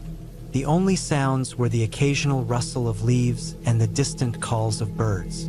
By nightfall, the forest was completely silent. I hadn't realized how much noise I was used to until I was surrounded by such stillness. It was unnerving at first, but I told myself it was part of the charm. The second day, I decided to explore the area. There was a faint trail that led deeper into the woods, and I followed it for a while. The trees here were massive, their trunks thick with age. The air was cool and damp, and sunlight filtered through the leaves in patches. After walking for about an hour, I stumbled upon a small creek. The water was crystal clear, and I spent some time sitting by it, enjoying the peace. It felt good to be away from everything, to have no responsibilities for a little while. On my way back to the cabin, I noticed something odd. About 20 feet off the trail, there was a pile of rocks stacked in a cone shape. It was deliberate, not something nature had done. Curious, I walked closer. The rocks were smooth, some covered in moss, and they were stacked carefully. It reminded me of cairns, the stone markers hikers sometimes leave, but this one felt different. I couldn't explain why, but it gave me an uneasy feeling. Shrugging it off, I made my way back to the cabin. That night, I couldn't sleep. The stillness of the forest, which had felt calming the day before, now felt oppressive. Every creak of the cabin, every rustle of leaves outside, made me tense. I kept telling myself it was just my imagination, that I wasn't used to this kind of quiet. But there was something else, a nagging feeling that I wasn't alone. I eventually drifted off, but my sleep was restless. The next morning, I found something strange near the cabin. About 10 feet from the porch, there was a single shoe. It was an old, worn-out sneaker, muddy and frayed. It definitely wasn't mine, and I hadn't seen it the day before. I looked around, trying to figure out where it might have come from, but there were no footprints, no signs of anyone else. It didn't make sense. I left the shoe where it was and tried to push it out of my mind. I spent the day close to the cabin, not feeling up to exploring again. I chopped some firewood, made lunch, and tried to read, but I couldn't focus. My thoughts kept drifting back to the shoe and the strange pile of rocks. By evening, I was on edge. The peaceful retreat I'd envisioned was quickly turning into something else. That night, as I was lying in bed, I heard it, faint at first, barely audible over the sound of the wind. It was a tapping sound, like something lightly hitting the side of the cabin. Top, top, top. I froze, my heart racing. I tried to tell myself it was just a branch or an animal, but it didn't stop. The taps were deliberate, spaced out evenly. I sat up, straining to hear more. The tapping moved, now coming from the window nearest the bed. I didn't dare look. The sound continued for what felt like an eternity before stopping abruptly. The silence that followed was deafening. I didn't sleep that night, keeping the flashlight clutched in my hand until the first light of dawn. The next morning, I decided to leave. Whatever was happening, I didn't want to stick around to find out. I packed my things quickly, tossing them into my bag without much care. As I stepped onto the porch, I froze. The shoe was gone. In its place was another pile of rocks, smaller than the one I'd seen on the trail, but just as deliberate. My hands trembled as I loaded my bag into the car. As I started the engine, I glanced back at the cabin one last time. Something moved in the window. It was quick, just a shadow, but it was enough to make me floor the gas. The gravel sprayed as I sped down the lane, not stopping until I was back on the main road. It's been weeks since I left that cabin, but I can't stop thinking about it.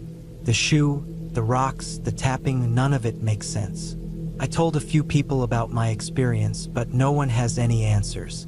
I've tried to put it behind me, but sometimes, late at night, I think I hear that tapping sound again. Top, top, top. And I wonder if I ever really left that place behind.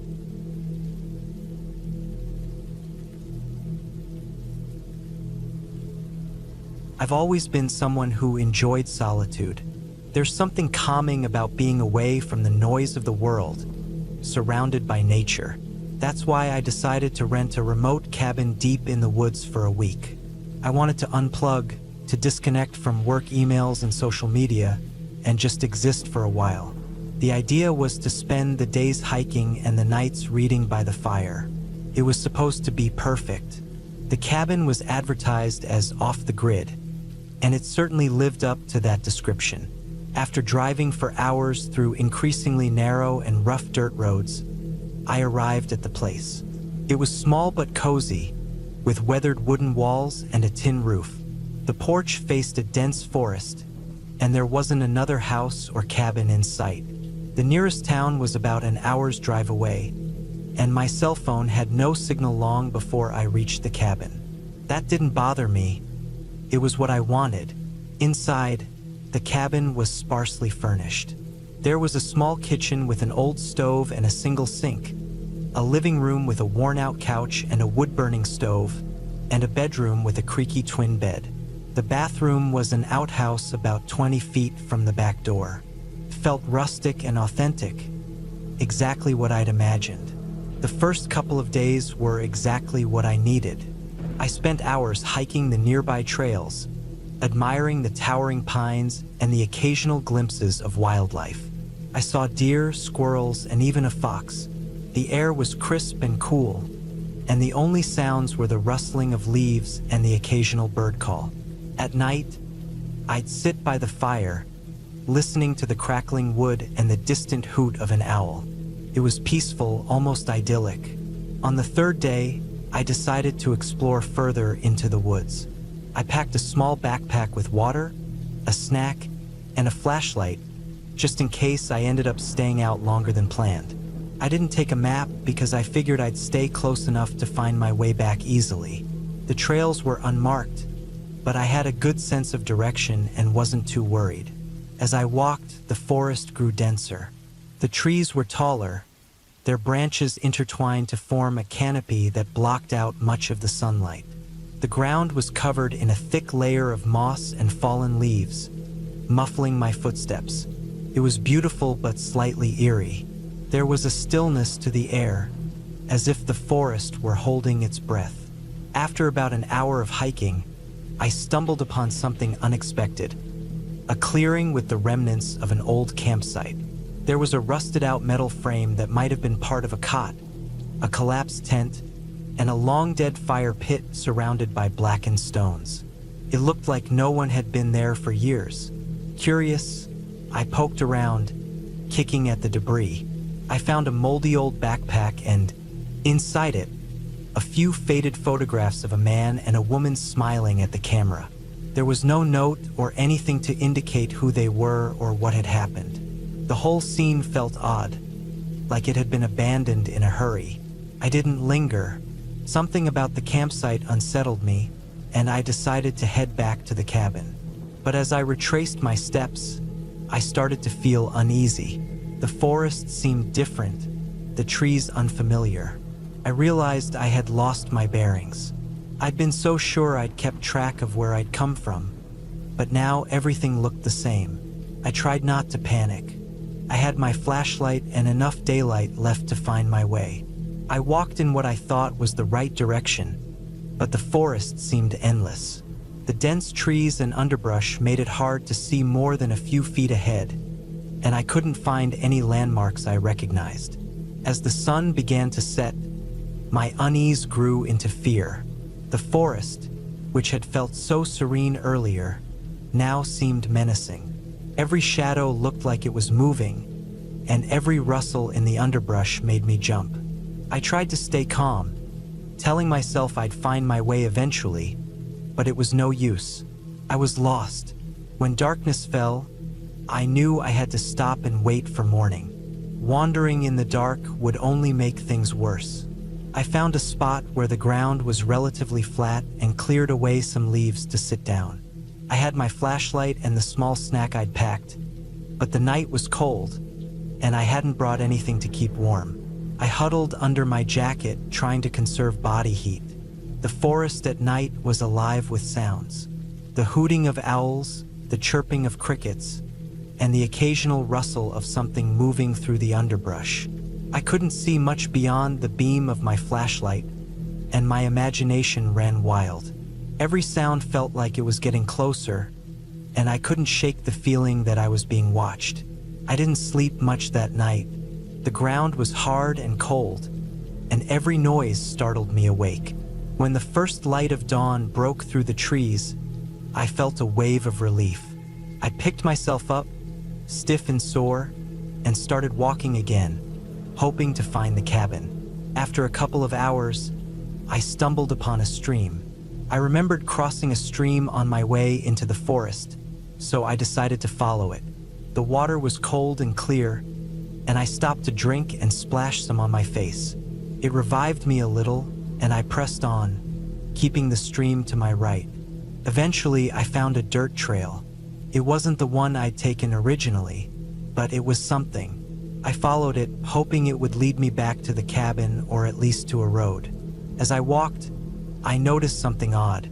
The trail was littered with broken branches and fresh footprints. They weren't mine and they looked recent. I froze. Someone else was out here.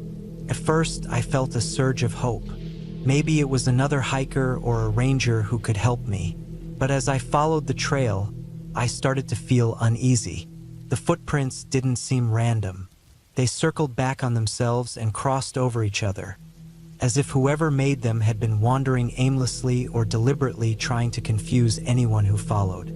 Then I found something that stopped me in my tracks. A crude wooden structure built against a tree. It was little more than a lean-to made of branches and tarps, but it was clearly occupied. There were empty food cans, a makeshift fire pit, and even a bundle of blankets. Whoever was staying there wasn't far away. I didn't want to stick around to find out who it was. The campsite I'd found the day before flashed through my mind, and I felt a chill. I turned back the way I'd come, walking as quickly and quietly as I could. I kept looking over my shoulder, half expecting someone to appear behind me. After what felt like hours, I saw something through the trees. The cabin. Relief washed over me, and I broke into a run. When I reached the porch, I collapsed onto the steps, breathing hard. I felt safe again, but the sense of unease lingered. That night, I couldn't sleep. I kept thinking about the footprints and the lean-to. Who had been out there? Were they still nearby?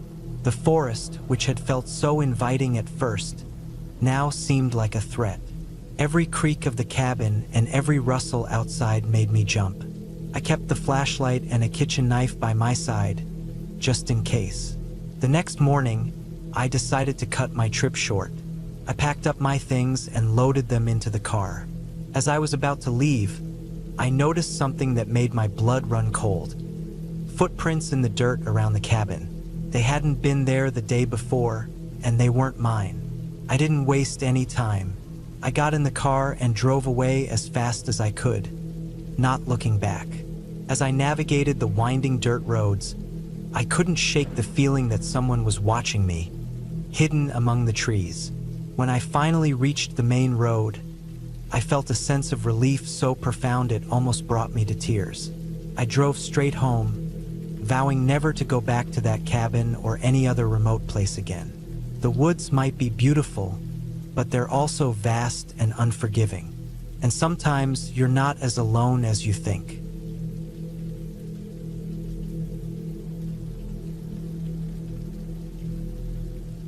I always thought of myself as a cautious person, someone who paid attention to details and avoided unnecessary risks. That mindset is what made me think I was prepared when I decided to spend a few days alone in a remote cabin deep in the woods. It wasn't entirely impulsive. I'd been looking forward to this trip for months.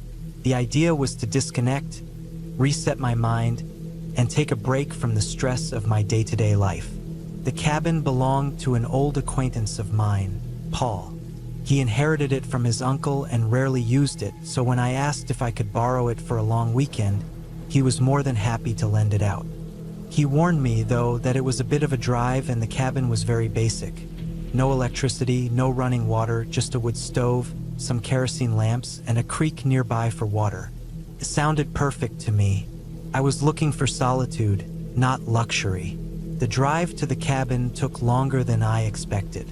The main road turned into a gravel path that eventually narrowed into little more than a dirt trail.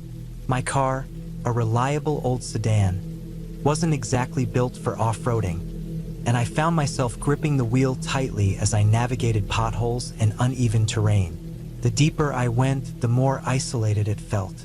Towering pine trees lined both sides of the path, their branches forming a canopy that blocked out most of the afternoon sunlight.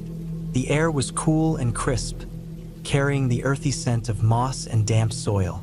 When I finally reached the cabin, it was nearly dusk. The structure was smaller than I imagined.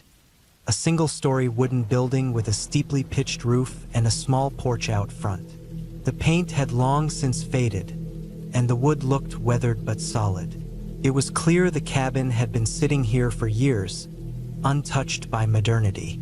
There was a stack of firewood piled neatly by the side of the house and an old outhouse a short distance away. Beyond the cabin, the forest stretched endlessly in every direction. The first thing I did was unload my supplies. I'd packed light, a sleeping bag, a few changes of clothes, a lantern, matches, canned food, and a portable water filter for the creek. Once I had everything inside, I set about making the place livable. The cabin's interior was as rustic as I expected. There was a small cot in one corner, a cast iron wood stove in the center, and a wooden table with 2 chairs by the window. Shelves lined one wall, filled with dusty jars, old tools, and random odds and ends. It was sparse but cozy in its own way. I spent the first evening settling in. I started a fire in the stove to warm the place up, lit a few kerosene lamps, and opened a can of soup for dinner. Outside, the forest was eerily quiet. The only sounds were the crackling fire and the occasional rustle of leaves as the wind passed through the trees. It was exactly what I'd wanted: peace and quiet. The first night passed uneventfully. I slept surprisingly well, considering the cot wasn't exactly comfortable. In the morning, I decided to explore the area. There was a faint trail leading away from the cabin, and I followed it for a while. It wound through the forest, crossing the creek a couple of times and eventually looping back toward the cabin. Along the way, I saw signs of wildlife: deer tracks, a rabbit darting through the underbrush, and even a few bear droppings. It was a reminder that I was truly out in the wilderness. By the second day, I had settled into a routine. I spent the mornings hiking and gathering firewood, the afternoons reading or sketching, and the evenings cooking simple meals and listening to the forest.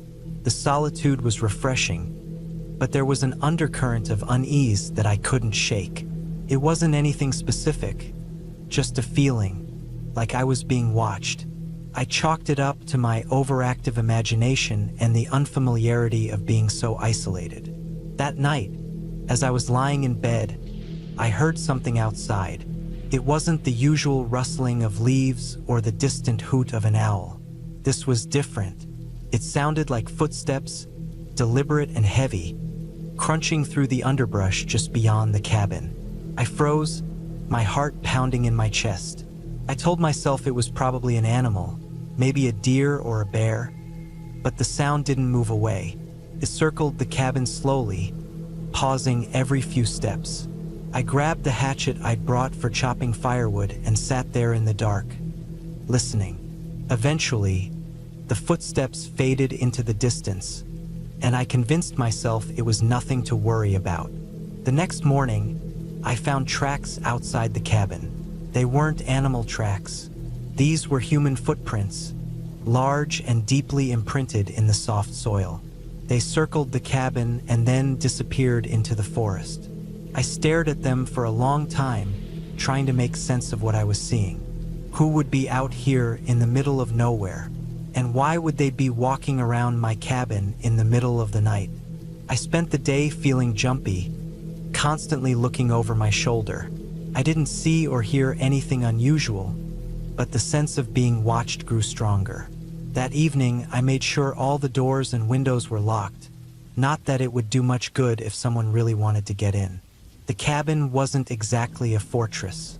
I kept the hatchet close by and tried to focus on the book I was reading, but every little noise outside made me jump. That night, the footsteps returned. This time, they were louder, more insistent. Whoever it was didn't bother to be quiet. They stomped around the cabin, occasionally stopping to knock on the walls. The sound echoed through the small space, sending chills down my spine. I sat in the dark, gripping the hatchet, my mind racing. Should I confront them? Shout? Call for help? But there was no cell service out here, and I had no idea who or what I'd be dealing with. The knocking stopped after what felt like an eternity, and the footsteps moved away. I didn't sleep at all that night. As soon as it was light out, I packed my things. I decided I'd had enough of the wilderness and solitude. The plan was to leave as quickly as possible, But when I stepped outside, I found something that stopped me in my tracks. A crude figure made of sticks and twine was hanging from the porch, swinging gently in the breeze. It was small, no bigger than a foot tall, but it was unmistakably meant to resemble a person. My stomach churned as I stared at it. This wasn't just some random act of nature. Someone had made this and left it here for me to find. I threw my bag in the car and started the engine. The drive back was a nightmare. The dirt trail seemed narrower than before, the overhanging branches scraping against the car like claws. I kept glancing in the rearview mirror, half expecting to see someone or something following me. By the time I reached the main road, I was shaking. When I finally got home, I called Paul and told him what had happened. He sounded shocked and promised to look into it, but I could tell he didn't know what to make of it either. To this day, I have no idea who was out there or what they wanted. All I know is that I'll never go back to that cabin again. What started as a peaceful retreat turned into a nightmare I'll never forget, and the thought of those footsteps circling the cabin still haunts me.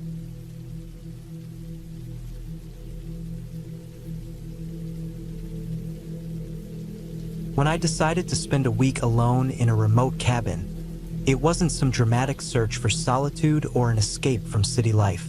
I had work to do, a pile of unfinished reports that needed undisturbed focus.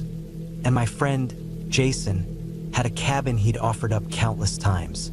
It was nestled deep in the woods, far enough from the nearest town that you'd have to plan your groceries carefully, but it sounded perfect for what I needed. I arrived on a Monday afternoon, just as the late autumn sun was beginning to set. The road leading to the cabin was little more than a dirt path, riddled with potholes and lined with towering pine trees that blocked out most of the light. When I finally reached the clearing, the cabin stood there, small and sturdy, with a sloped roof and a narrow porch. It was surrounded by dense woods, the kind that felt like they were watching you back. A single chimney puffed out thin trails of smoke from the wood stove Jason had assured me would keep the place warm. Inside, the cabin was simple but cozy. There was a main room with a small kitchen, a wooden dining table, and a worn couch facing a cast-iron stove.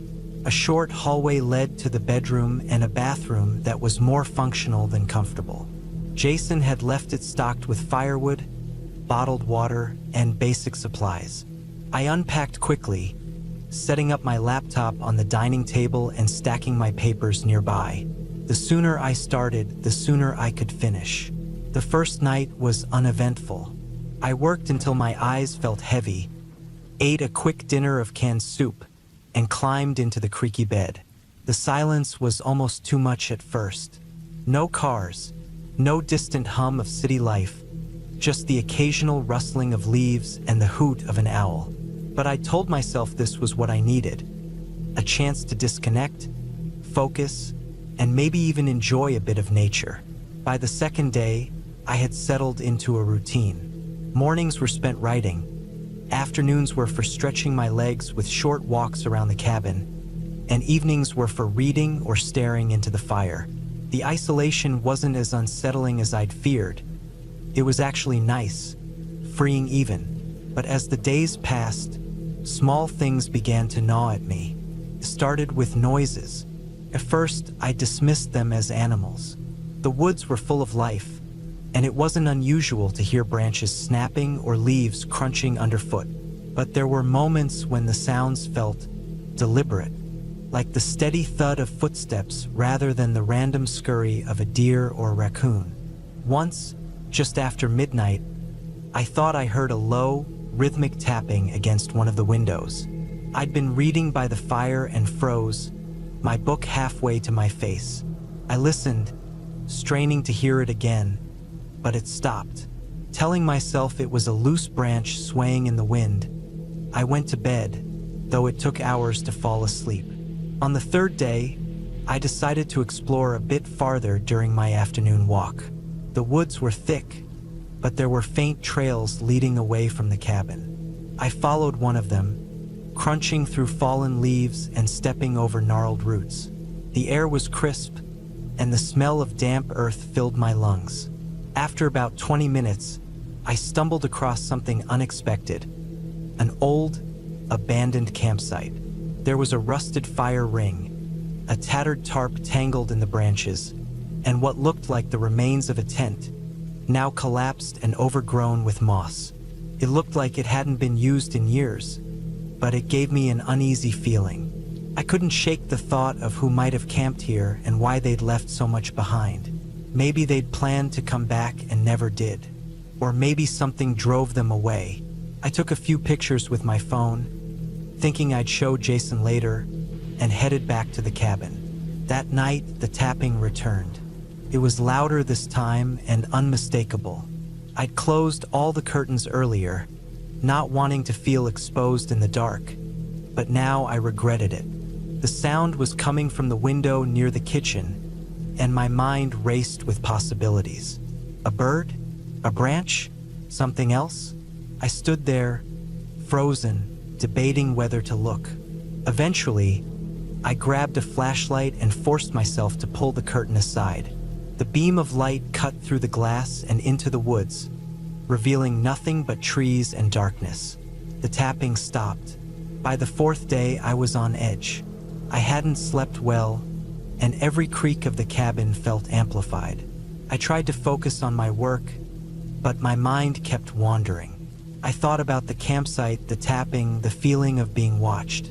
Around midday, I decided to take another walk, this time sticking closer to the cabin. I circled the perimeter, scanning the ground for tracks or signs of animals. That's when I noticed something strange. Faint, shoe-like impressions in the dirt.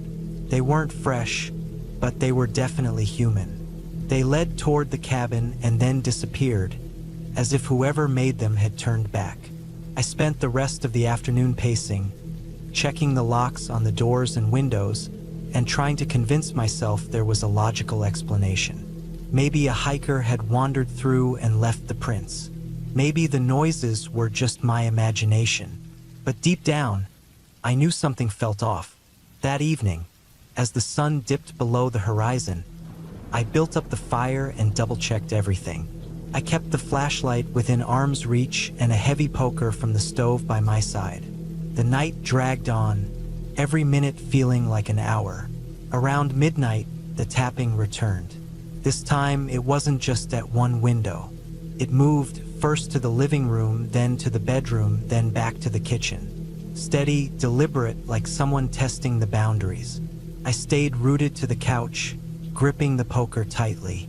The fire crackled, casting flickering shadows across the room. Then, as suddenly as it had started, the tapping stopped. The silence that followed was deafening. I waited, heart pounding, until the first light of dawn crept through the curtains. By the fifth day, I'd had enough. I packed my things, loaded them into the car, and took one last look at the cabin. The woods felt oppressive, the trees looming over me like silent witnesses. As I drove away, I glanced in the rearview mirror, half expecting to see someone or something watching me go. But there was nothing, just the empty clearing and the cabin, small and unassuming, as if it had never been anything but a quiet retreat. I didn't tell Jason the full story when I returned his keys. I mentioned the noises and the campsite but left out the rest.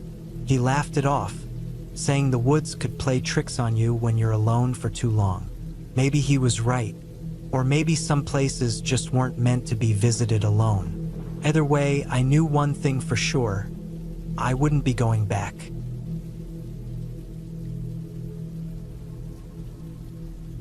I've always been someone who craved solitude. Growing up in a noisy house with 3 siblings, I learned to appreciate any moment of quiet I could get. That's probably why, after moving to the city for work, I started taking trips out to the countryside whenever I could. These little getaways were my way of recharging. Just me and the wilderness. This time, I decided to rent a remote cabin deep in the woods for a week. No internet, no cell service, no distractions, just peace. I found the place on a small vacation rental site. The pictures showed a modest log cabin surrounded by towering pines, with a small lake nearby. It was perfect. The description mentioned it was far from any neighbors and only accessible via a narrow dirt road. But that suited me just fine. I packed my car with enough supplies for a week: food, water, a few books, and my hiking gear, and set off early one Saturday morning. The drive was long but scenic, as the highway gave way to smaller roads and eventually to a bumpy dirt path. I could feel the stress of city life melting away. The cabin came into view after about an hour of navigating that rough road. It looked even better in person, rustic but sturdy, with a stone chimney and a small porch out front. The air was cool and crisp, carrying the earthy scent of pine and damp soil. After unloading my car, I took a walk around the property to familiarize myself with the area. The cabin sat on a slight hill, with the forest stretching out in every direction. About 200 yards down the slope, I found the lake. The water was calm and clear, reflecting the sky and trees like a mirror. It was so quiet I could hear the soft rustling of leaves and the occasional call of a bird. I stood there for a while, just soaking it all in. By the time I got back to the cabin, the sun was starting to dip below the treetops. I lit the wood stove and cooked a simple dinner. After eating, I sat on the porch with a cup of tea, watching the sky turn shades of orange and pink before fading into a deep blue. It was the kind of peace I'd been longing for. The first couple of days passed uneventfully. I spent my mornings hiking through the woods, following faint trails and sometimes just wandering wherever the terrain took me. Afternoons were for reading or napping by the lake. Evenings, I'd cook, then sit by the fire, letting the crackling flames and the chirping of crickets lull me into relaxation. It was exactly what I'd hoped for. On the third day, though, things started to feel off. It began with small things. That morning, while hiking, I came across what looked like an old campsite. There was a fire pit surrounded by blackened rocks, a few rusty cans, and some torn fabric hanging from a branch. It didn't seem like anyone had been there recently, but it gave me an uneasy feeling. Still, I brushed it off. People camp in the woods all the time, I told myself. Nothing strange about that. Later, as I was chopping wood for the stove, I thought I heard footsteps in the forest. Not the soft padding of animals, but the deliberate crunch of boots on leaves. I stopped and listened, holding my breath. The sound came again, faint but distinct. I called out, "Hello?" hoping it was just a hiker who'd wandered too close to the cabin. There was no reply, and after a few moments, the footsteps stopped. I stood there for a while, axe in hand, scanning the trees. Nothing moved. Eventually, I went back to chopping, but I couldn't shake the feeling that I was being watched. That night, I had trouble sleeping. Every creak of the cabin and rustle of the wind outside seemed amplified. At one point, I thought I heard something brushing against the side of the cabin, but when I got up to check, there was nothing there, just the trees swaying in the moonlight. The next day, I decided to stay close to the cabin. I told myself it was just to relax, but deep down, I knew I didn't want to wander too far from safety. I spent the morning stacking wood and cleaning up around the cabin. Around noon, I walked down to the lake. As I reached the shore, I noticed something odd. A pile of rocks had been carefully arranged near the water's edge. They weren't there the day before. The arrangement didn't look natural. The stones were too evenly spaced, too deliberately placed. It sent a shiver down my spine. I scanned the area, looking for any sign of who might have done it, but there was nothing. No footprints, no discarded items, nothing to suggest someone had been there. Feeling uneasy, I kicked the rocks apart and headed back to the cabin. That evening, I decided to lock the doors and windows, something I hadn't bothered with before. Felt silly, after all, I was miles from anyone. But I couldn't shake the sense of unease that had been building since the day before. As I sat by the fire, I tried to convince myself it was all in my head. The footsteps, the rocks, the feeling of being watched. It was just my imagination running wild in the isolation. Around midnight, I was jolted awake by a loud bang. It sounded like something had hit the side of the cabin. Heart pounding, I grabbed the flashlight I'd left by the bed and crept to the window. Shining the light outside, I couldn't see anything unusual. Everything was still.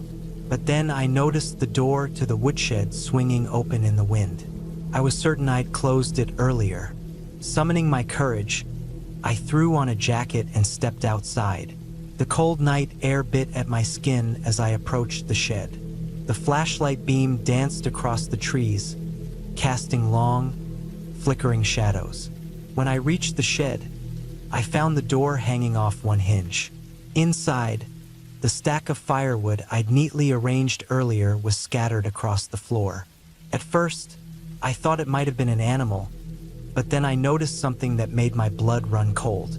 In the dirt outside the shed, there were footprints. Human footprints. They were larger than mine, and they led off into the woods. I backed away slowly, my mind racing. Someone had been here. Someone was out there, watching me. I hurried back to the cabin, locking the door behind me. I spent the rest of the night sitting by the fire, clutching the axe and jumping at every sound. Sleep was out of the question. The next morning, I decided to cut my trip short. I packed my things as quickly as I could, constantly glancing over my shoulder. The drive back down the dirt road felt like it took forever. Every shadow in the trees seemed to move. Every sound made me flinch. When I finally reached the highway, I let out a breath I didn't realize I'd been holding. It's been a few weeks since that trip, and I still can't explain what happened. Maybe it was just some drifter passing through, or maybe it was someone who'd been living in those woods. Either way, I'm not eager to go back and find out. The peace and solitude I'd been searching for came with a price.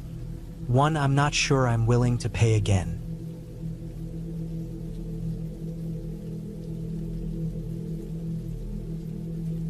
It started with a simple plan. A weekend escape to a cabin deep in the woods. I'd rented it online after seeing pictures of a cozy wooden retreat surrounded by endless trees. The listing promised solitude, fresh air, and a chance to disconnect from everything. Exactly what I needed. My life had been a whirlwind of stress lately. Work deadlines piled up, my phone never stopped buzzing, and I couldn't remember the last time I'd gotten a full night's sleep. The thought of spending a couple of days away from it all sounded perfect. The cabin was about a 3-hour drive from the city. The last stretch was on a dirt road that seemed to go on forever, snaking deeper into the forest.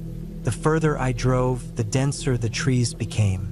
The air smelled of pine and damp earth, and the sunlight barely broke through the thick canopy overhead.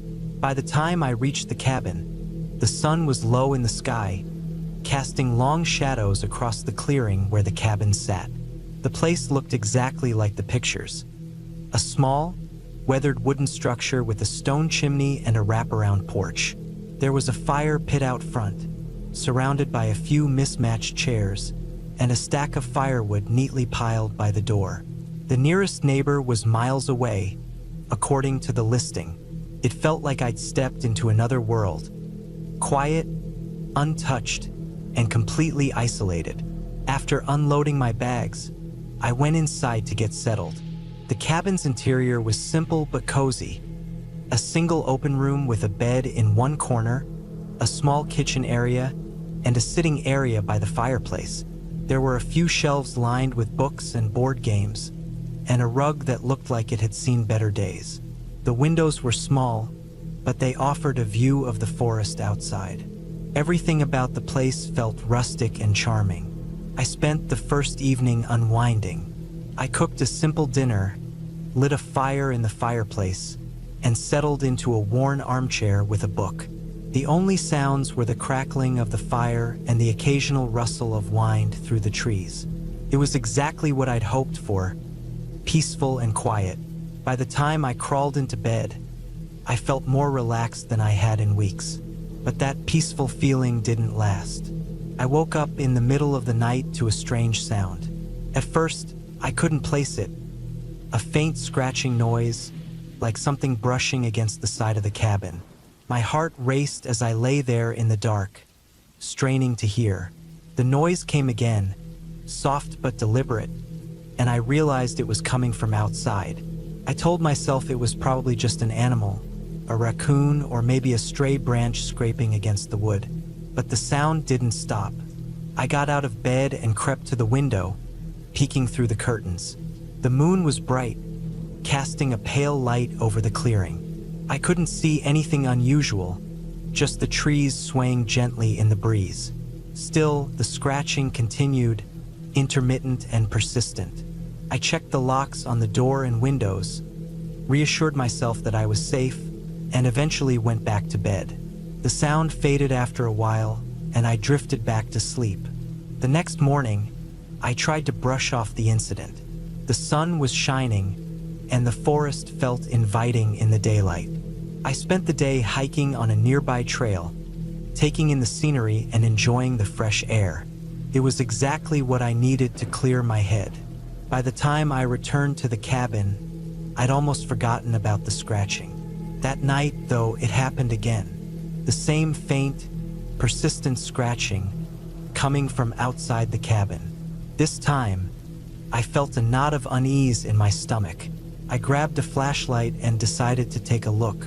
Stepping out onto the porch, I shivered as the cold night air hit me. The forest was eerily quiet, the kind of silence that made every little sound seem amplified.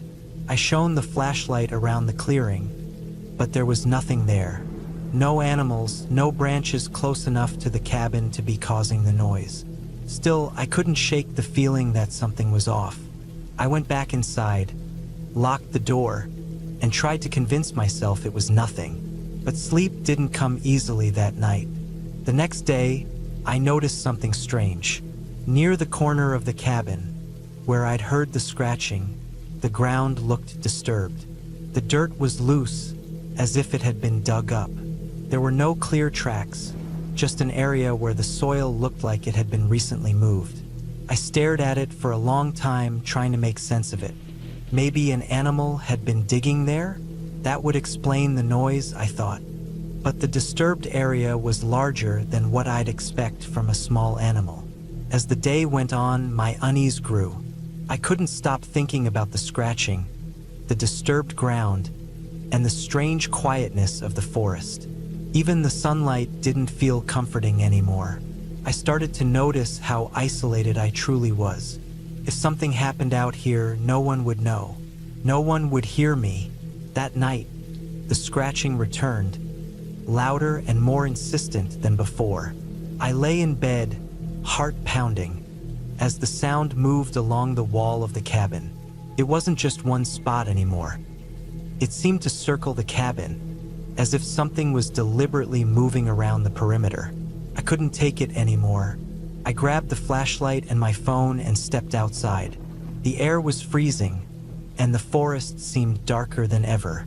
I shone the flashlight around, my breath visible in the cold night air. For a moment, everything was still. Then, I noticed something near the edge of the clearing. The beam of my flashlight caught movement. A figure, barely visible, slipping into the shadows of the trees. Panic surged through me. I shouted, but the figure didn't respond.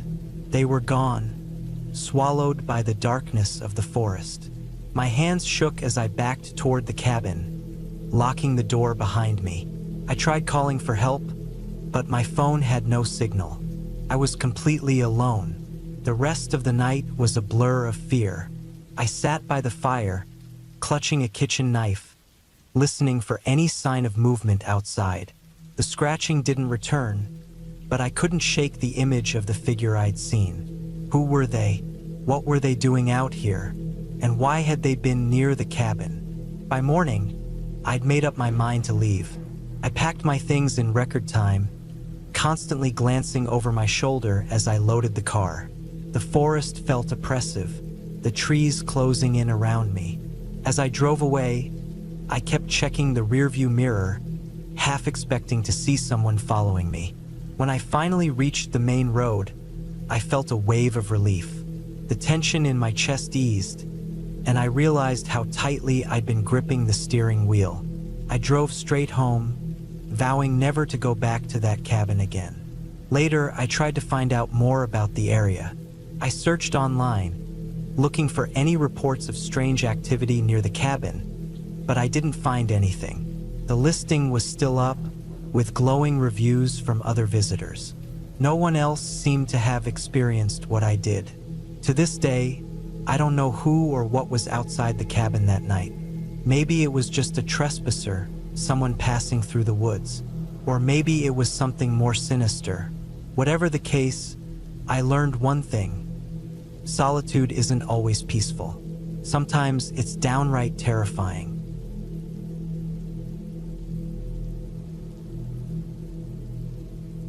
The cabin stood in the heart of a dense forest, its wooden walls weathered by years of exposure to the elements. It wasn't a place I had chosen willingly. I had inherited it from my late uncle, a man I barely knew. I had driven up to Vermont to inspect the property, thinking it would be a quick visit.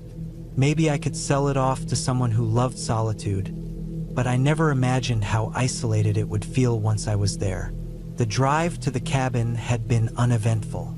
Miles of winding roads had given way to a single dirt track, bordered by tall pines that seemed to close in as I went deeper into the woods. By the time I arrived, the late afternoon sun was already sinking behind the trees, casting long shadows across the clearing. The air smelled of damp earth and pine, and the only sounds were the distant rustling of leaves and the occasional caw of a crow. It felt peaceful, almost too peaceful. The cabin itself was modest, with a sloping roof and a small porch that sagged slightly.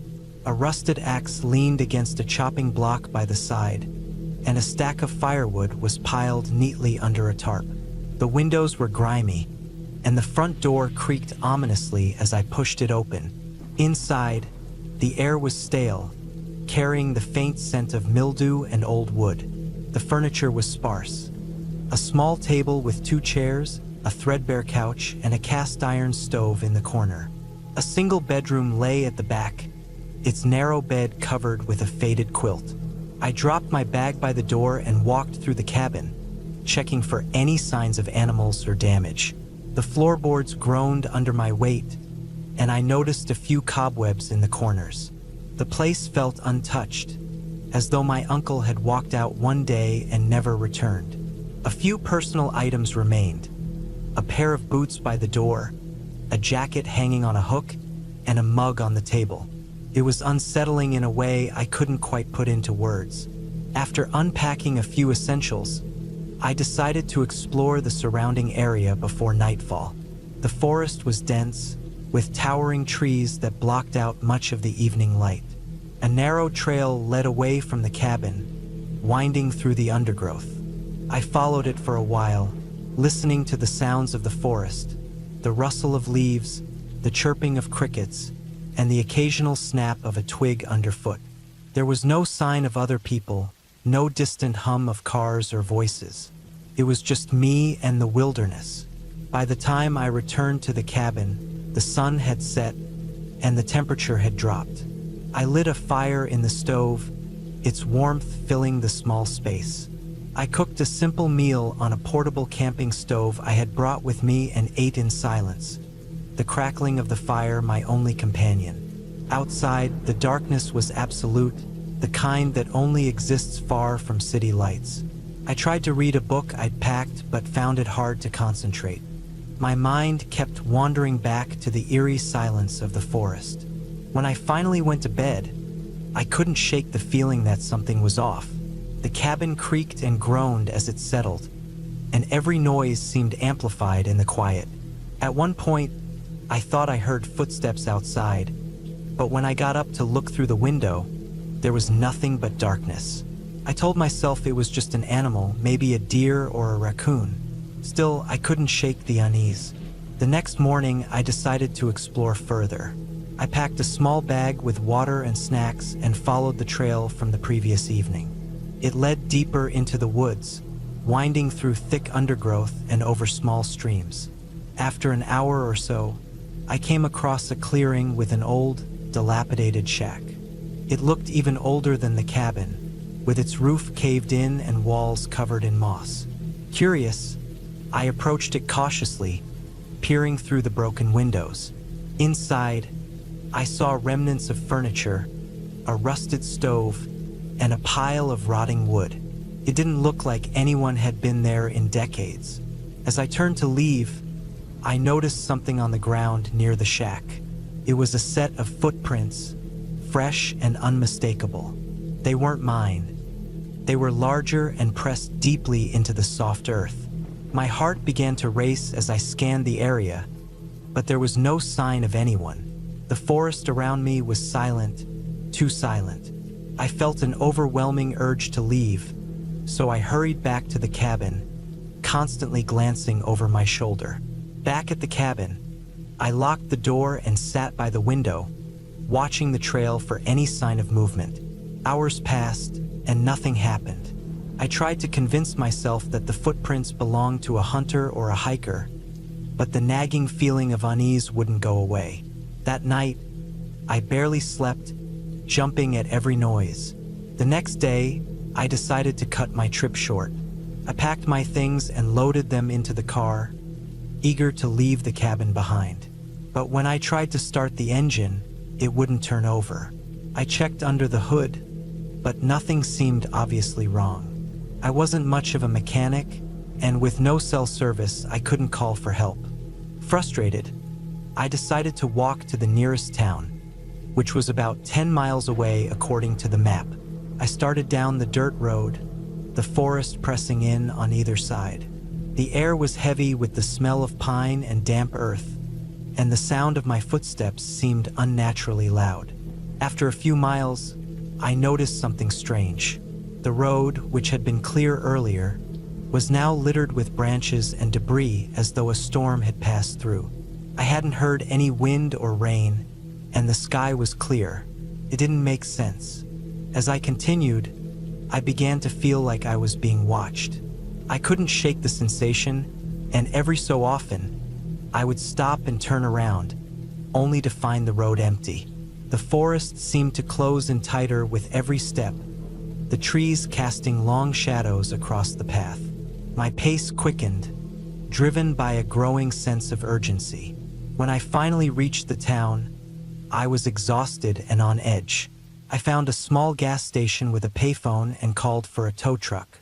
While I waited, I told the clerk about the strange occurrences, but he just shrugged and said the woods could be eerie sometimes. People get spooked out there, he said, as if that explained everything. The tow truck driver arrived an hour later and drove me back to the cabin. He looked around uneasily as we approached. "This place gives me the creeps," he muttered under his breath. He managed to get my car started, and I didn't waste any time leaving. As I drove away, I glanced in the rearview mirror, half expecting to see someone or something watching me from the trees. But there was nothing. It's been weeks since that trip, and I can't get the experience out of my mind. The cabin is still in my name, but I have no intention of going back. Whatever was out there, whether it was a person or just my imagination, I don't want to find out. The woods have their secrets, and some are better left undisturbed.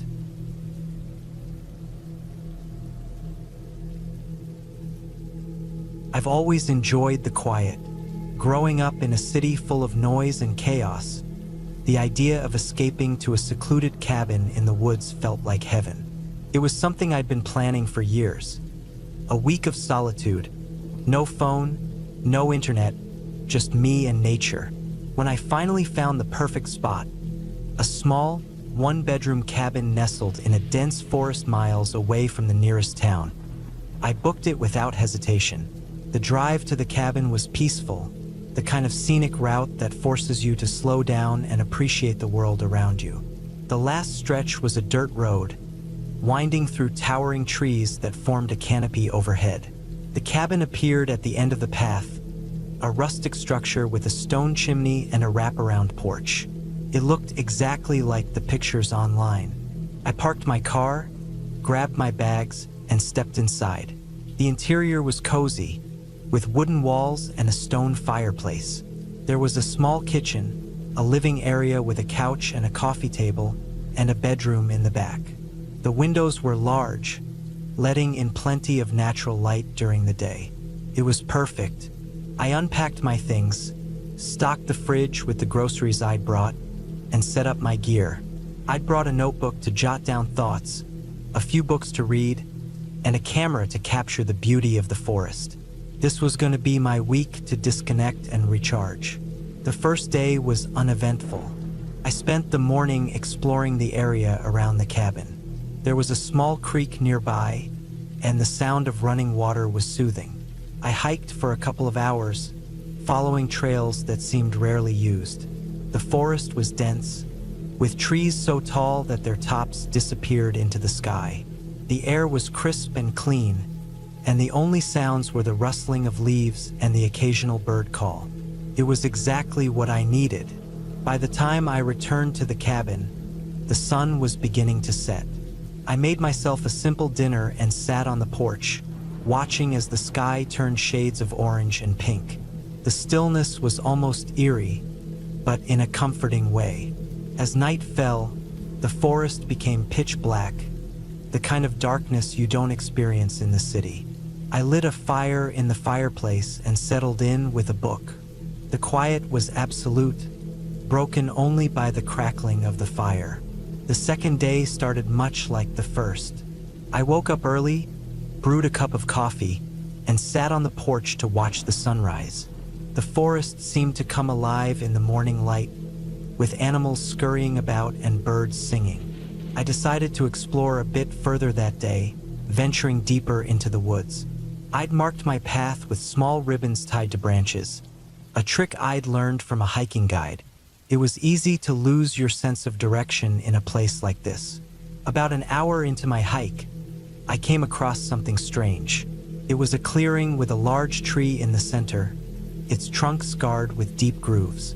The ground around it was covered in disturbed earth, as if something had been digging. It felt out of place, almost unnatural. I'm not a superstitious person, but there was something about that tree that made me uneasy. I took a few pictures and moved on, not wanting to linger. That night, I couldn't shake the feeling of unease. I told myself it was nothing, just my imagination playing tricks on me. The forest is full of strange sights and sounds, and not everything has an explanation. Still, I couldn't sleep. I kept hearing noises outside, faint rustling and the occasional snap of a twig.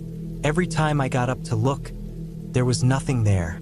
The darkness seemed to press in on the cabin, and I found myself constantly glancing at the windows. The third day was when things started to feel truly off. I decided to check out the clearing again, curious to see if I'd missed anything.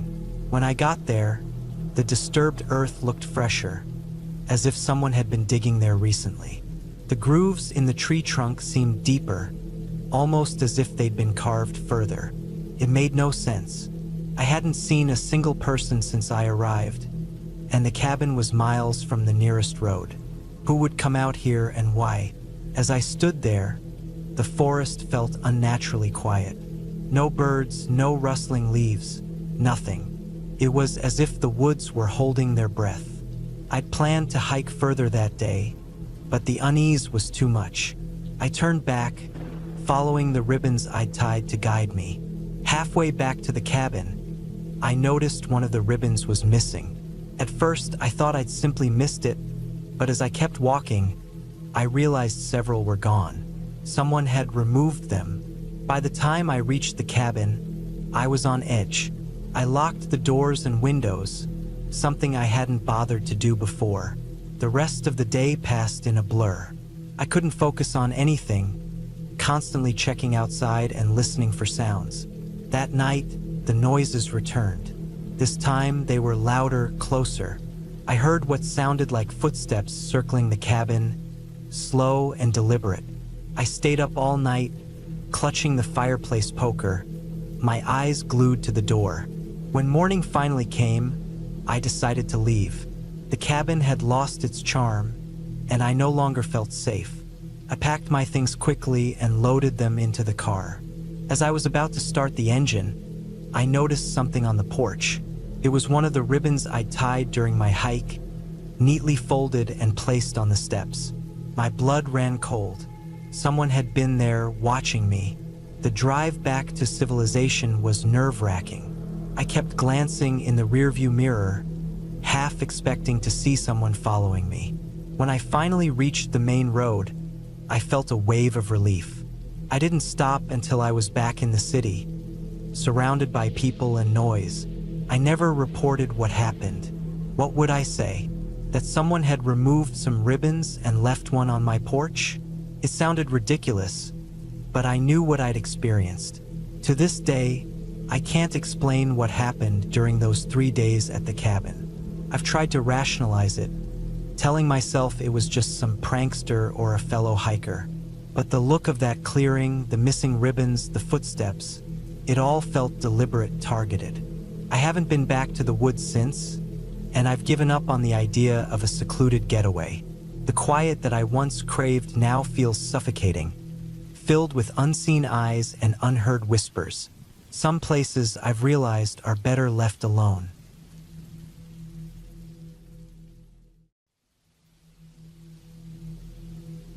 I had never been one to take shortcuts, but there I was in the middle of nowhere, at the edge of a dense forest, looking at the faint path that seemed to disappear into the trees. It had been a spur-of-the-moment decision, really. I had been driving for hours on a long, winding highway, trying to make my way to a remote camping spot I had found online. The plan had been simple: find the spot, set up camp, and enjoy a few peaceful days away from everything. But things never go according to plan, do they? It was late afternoon by the time I turned off the main road and onto a dirt trail that led deeper into the woods. The GPS on my phone had been glitching for the past half hour, and there were no other cars around. I wasn't exactly in the middle of nowhere yet, but I could tell I was getting closer. I passed a few old cabins. Some looked abandoned. Others seemed lived in, but with no signs of life. As I continued down the road, the trees seemed to close in on both sides, their dense foliage blocking out the last bit of sunlight. I wasn't sure what I was expecting, but the place had an eerie feeling to it. Not that it was dangerous, just off. The trees were too quiet, and the air felt thicker than it should have. I pulled my car up to a clearing just big enough for a tent, parked, and grabbed my gear. I hadn't seen anyone for miles. The isolation was what drew me to this spot in the first place. But now, with no one around, I felt strangely exposed. I set up my tent with the usual routine, staked it down, unfurled my sleeping bag, arranged the firewood I'd brought with me. There wasn't much to the place. The clearing was small, and aside from the tall trees, all I could see was the edge of the forest and the narrow trail that led back to the dirt road. There wasn't any noise either. No wind, no birds, nothing. It was quiet, too quiet. I decided to start a fire. The evening chill had begun creeping in, and the crackle of flames would at least give me something to focus on. I sat on a log beside the fire, staring at the flames and wondering if this had been such a good idea after all. My phone still had no signal, and I couldn't shake the feeling that I was being watched. It was probably just my imagination, I thought, but the feeling wouldn't go away. As night settled in, I did my best to ignore the unsettling stillness around me. I ate a quick dinner from a can and tried to read a book by the light of the fire. But my eyes kept darting to the tree line, and the shadows between the trunks seemed to shift unnaturally. I couldn't shake the nagging feeling that something was off, like I was being drawn deeper into the woods without meaning to. I shook my head, forcing myself to focus on the pages of my book, but I couldn't concentrate. The unease gnawed at me, growing with each passing minute. It was then that I heard it, an unmistakable sound just beyond the trees, a rustling noise. At first, I thought it was an animal, but the sound was too deliberate, too rhythmic. It didn't sound like a bear or a deer or any of the usual wildlife I was used to. It sounded human, like someone was walking slowly through the underbrush, trying to stay quiet. I stood up, my heart pounding in my chest. The noise stopped as soon as I moved. I stared into the darkness, my eyes straining to make out any shapes in the trees. I couldn't see anything, just shadows and movement in the corners of my vision. The wind picked up, carrying with it the faint scent of pine. My hands were shaking now, and I couldn't tell if it was from the cold or from fear. I had come out here for solitude, but now I wanted nothing more than to be back in the city, surrounded by people, noise, and light. The rustling came again. This time it was closer. I grabbed a flashlight from my bag and shone it toward the trees. Nothing, just the shadows. My breath quickened, and I felt the hairs on the back of my neck stand up. I turned the flashlight off again, trying to stay calm. It was probably an animal, I told myself. A deer, a raccoon, something. There was no reason to panic. But then the rustling came again, this time from directly behind me. I froze. The sound was unmistakable now, and it was close, too close. My heart thudded in my chest, and I couldn't move. My body was frozen in place, my mind screaming at me to run, but my legs wouldn't obey. Then, in the space of a few seconds, everything went silent. It was as if the world had stopped. I waited, barely breathing, listening for any sign of movement, but there was nothing. I dared a glance over my shoulder. The clearing was empty. My eyes flicked from the trees to the shadows, my mind racing with possibilities. Had I imagined it? No, I knew what I'd heard. The silence stretched on. Then, I heard a faint crunch underfoot. It was barely audible, but it was there. I spun around, flashlight in hand, but again, nothing. The trail that led back to the road seemed just as empty as it had been before. I don't know how long I stood there, my heart pounding, my breath shallow. Maybe it was minutes, maybe it was hours. But eventually, I knew I had to do something. I wasn't going to sit here waiting for whatever it was to come closer. I grabbed my things, shoved them into my backpack, and moved quickly to my car. The whole time, I kept looking over my shoulder. Every rustle, every shift of the trees sent a jolt of fear through me. But I couldn't see anyone, couldn't hear anyone. When I finally reached the car, I threw my bag in the back seat, got in, and locked the doors. I stared out the window, my heart still racing, waiting for whatever had been out there to reveal itself. But the darkness remained undisturbed. I wasn't sure what to do next. Should I just leave? Should I wait until morning? But the thought of staying in that clearing for another night felt impossible. I couldn't shake the feeling that I wasn't alone. I started the engine and drove back down the dirt trail. As I left the forest behind, I couldn't help but feel a strange sense of relief. The further I got from that place, the less I felt like I was being watched. When I reached the main road, I didn't stop to look back.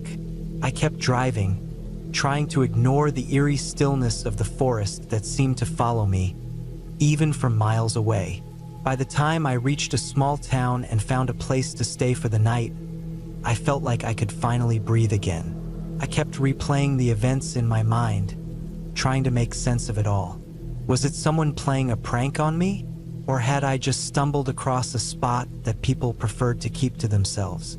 Either way, I had learned something important that night. No matter how remote the place, how peaceful it may seem, there's always a chance that someone or something else is out there.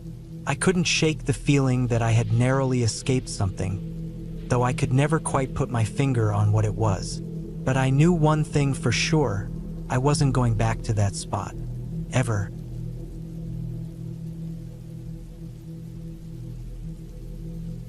I had always liked the idea of solitude.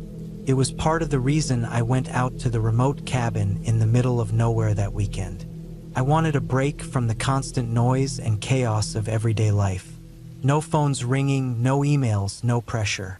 Just me, nature, and a quiet little cabin tucked deep in the woods. I found it through an online rental site, a place so isolated that the nearest neighbor was miles away. Perfect, I thought.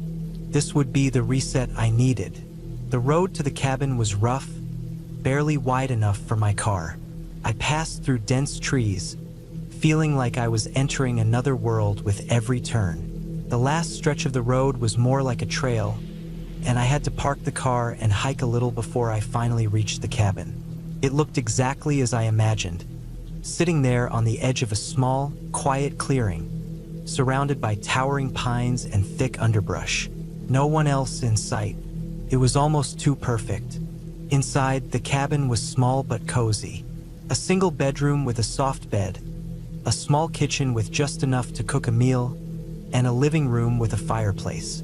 The wooden beams on the ceiling creaked as I settled in, and the only sound outside was the wind whispering through the trees.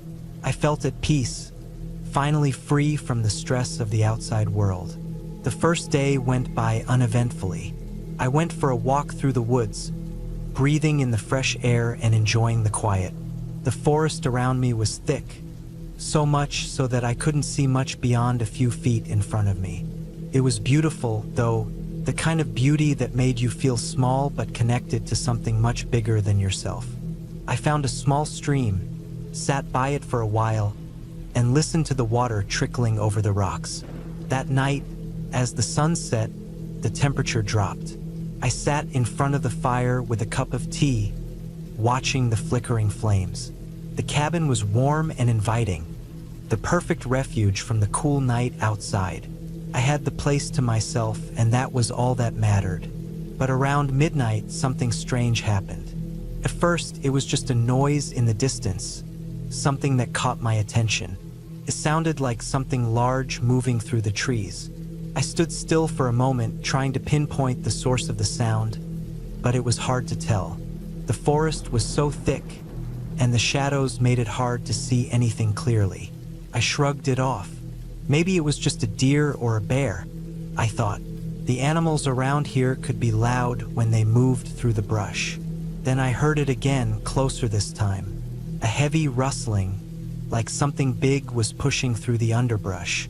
I listened intently, my heart beginning to race a little. It was so quiet here, and the sound seemed out of place. It wasn't a bear, or at least it didn't sound like one. Bears don't move like that. I grabbed a flashlight from the counter and stepped outside, standing on the porch for a moment, listening. The wind had died down, and the forest was eerily still. The noise had stopped, but the feeling of being watched settled over me. I couldn't shake the sensation that I wasn't alone. I called out into the darkness, my voice breaking the silence, but there was no response. The trees seemed to press in closer, their branches swaying just slightly, as if they were trying to hide something. I shone the flashlight into the woods, trying to catch a glimpse of whatever it was. But all I saw was the darkness, the beam of light dancing over the trunks of trees. I stood there for a few moments, unsure of what to do. Should I go inside and lock the door? Should I wait and see if the noise returned? I decided to head back inside, but as I turned to go, I noticed something that made my stomach drop. The footprints. There were fresh prints in the soft earth just outside the cabin, large and heavy, like a person had been standing there not long ago. I froze, the flashlight trembling in my hand. These weren't animal tracks. They were human, or at least they looked like they could be. But there was no one for miles around. No one at all. I quickly bolted the door behind me and locked the windows, my mind racing. Who would be out here? And why were they so close to the cabin? The possibility of someone being out there, watching me, made my skin crawl. I tried to shake it off, telling myself I was being paranoid. Maybe it was just someone else staying nearby, or maybe the tracks had been there longer than I thought. But deep down, I knew that wasn't true. The prints were fresh, and they led straight up to the cabin. The rest of the night passed in a blur. Couldn't sleep. Every creak of the cabin, every shift of the wind outside, had me jumping. I sat up in bed, the flashlight on the nightstand beside me, my eyes flicking to the windows every few seconds. The silence was deafening, broken only by the occasional crackling from the fireplace.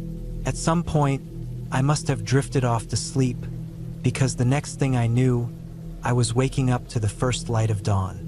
I felt groggy and disoriented, but also relieved. It was daylight and I had survived the night.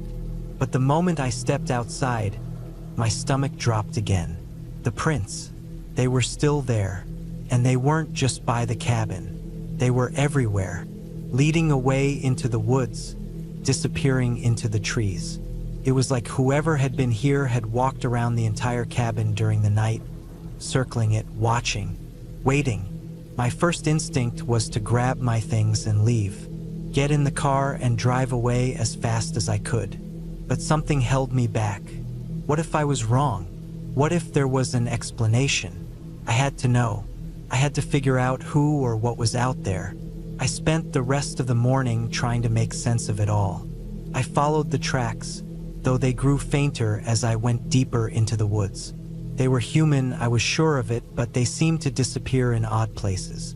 The forest was dense, and it was hard to see anything too far ahead. Around midday, I found something that stopped me dead in my tracks. A small clearing. In the center was a makeshift camp, the kind that looked like it had been abandoned in a hurry. There were a few charred logs, a small tent that had been ripped open, and a few empty cans scattered around. But what caught my attention was the pack. A backpack, lying abandoned on the ground, just a few feet from the fire pit. It was old, worn out, and covered in dirt, but it was unmistakable. I approached cautiously, the hairs on the back of my neck standing up. This was real. Someone had been out here. Someone had been close to the cabin. I opened the pack carefully, my fingers trembling. Inside, I found only a few supplies. A water bottle, some granola bars, and a map. But the map wasn't of the area I was in. It was an old topographic map, showing places I didn't recognize, roads that didn't exist anymore, and markings that seemed out of place. My heart raced. Whoever had been out here was preparing for something big. I didn't know what to do. I wanted to stay and figure it out, but my instincts screamed at me to leave, to get back to my car and never look back. That's exactly what I did. I didn't waste any more time. I grabbed the backpack and headed back toward the cabin, my thoughts running wild. What did this mean? Who was out there? And why hadn't they come back for their stuff? I packed my things as quickly as I could, barely taking the time to make sure I had everything. I didn't care about the cabin anymore. I just needed to get out. I drove away, not once looking back. As I left, the weight of the silence behind me seemed to follow. No sounds of birds, no rustling leaves, just an oppressive quiet that hung in the air. As I drove down the long, winding road, I finally started to feel the tension in my shoulders release. The further I got, the more I felt like I could breathe again. I was almost to the main road when I passed a truck, a big, black truck that I hadn't seen on my way in. It didn't register at first, but then I saw the man standing by it. He was tall, with dark clothes and a grim expression. He didn't look at me, but I swear I felt his eyes on me. I didn't stop. I didn't even slow down. I just kept driving, not looking back. When I finally reached the main highway, I pulled into the nearest gas station, my hands shaking. I had to call the rental agency. They needed to know what happened. But when I tried to explain, the person on the other end of the phone sounded confused. No one was supposed to be out there. No one. They offered to send someone to check the cabin, but I didn't care. I was done. I was so done. I haven't gone back to that cabin. I haven't even been back to that area. I don't know who or what was out there. Maybe it was just someone else like me trying to get away from the world. Or maybe it was something else, something I don't want to think about. But whatever it was, I'm glad I'm far away from it. The woods may be beautiful, but they hold secrets. And some secrets are better left undisturbed.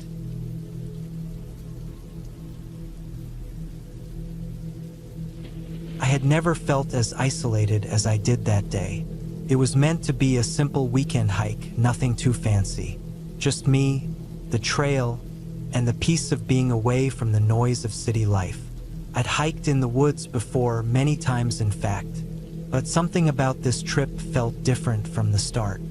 It was one of those overcast days where the clouds hung heavy in the sky, casting a dull gray light over the landscape.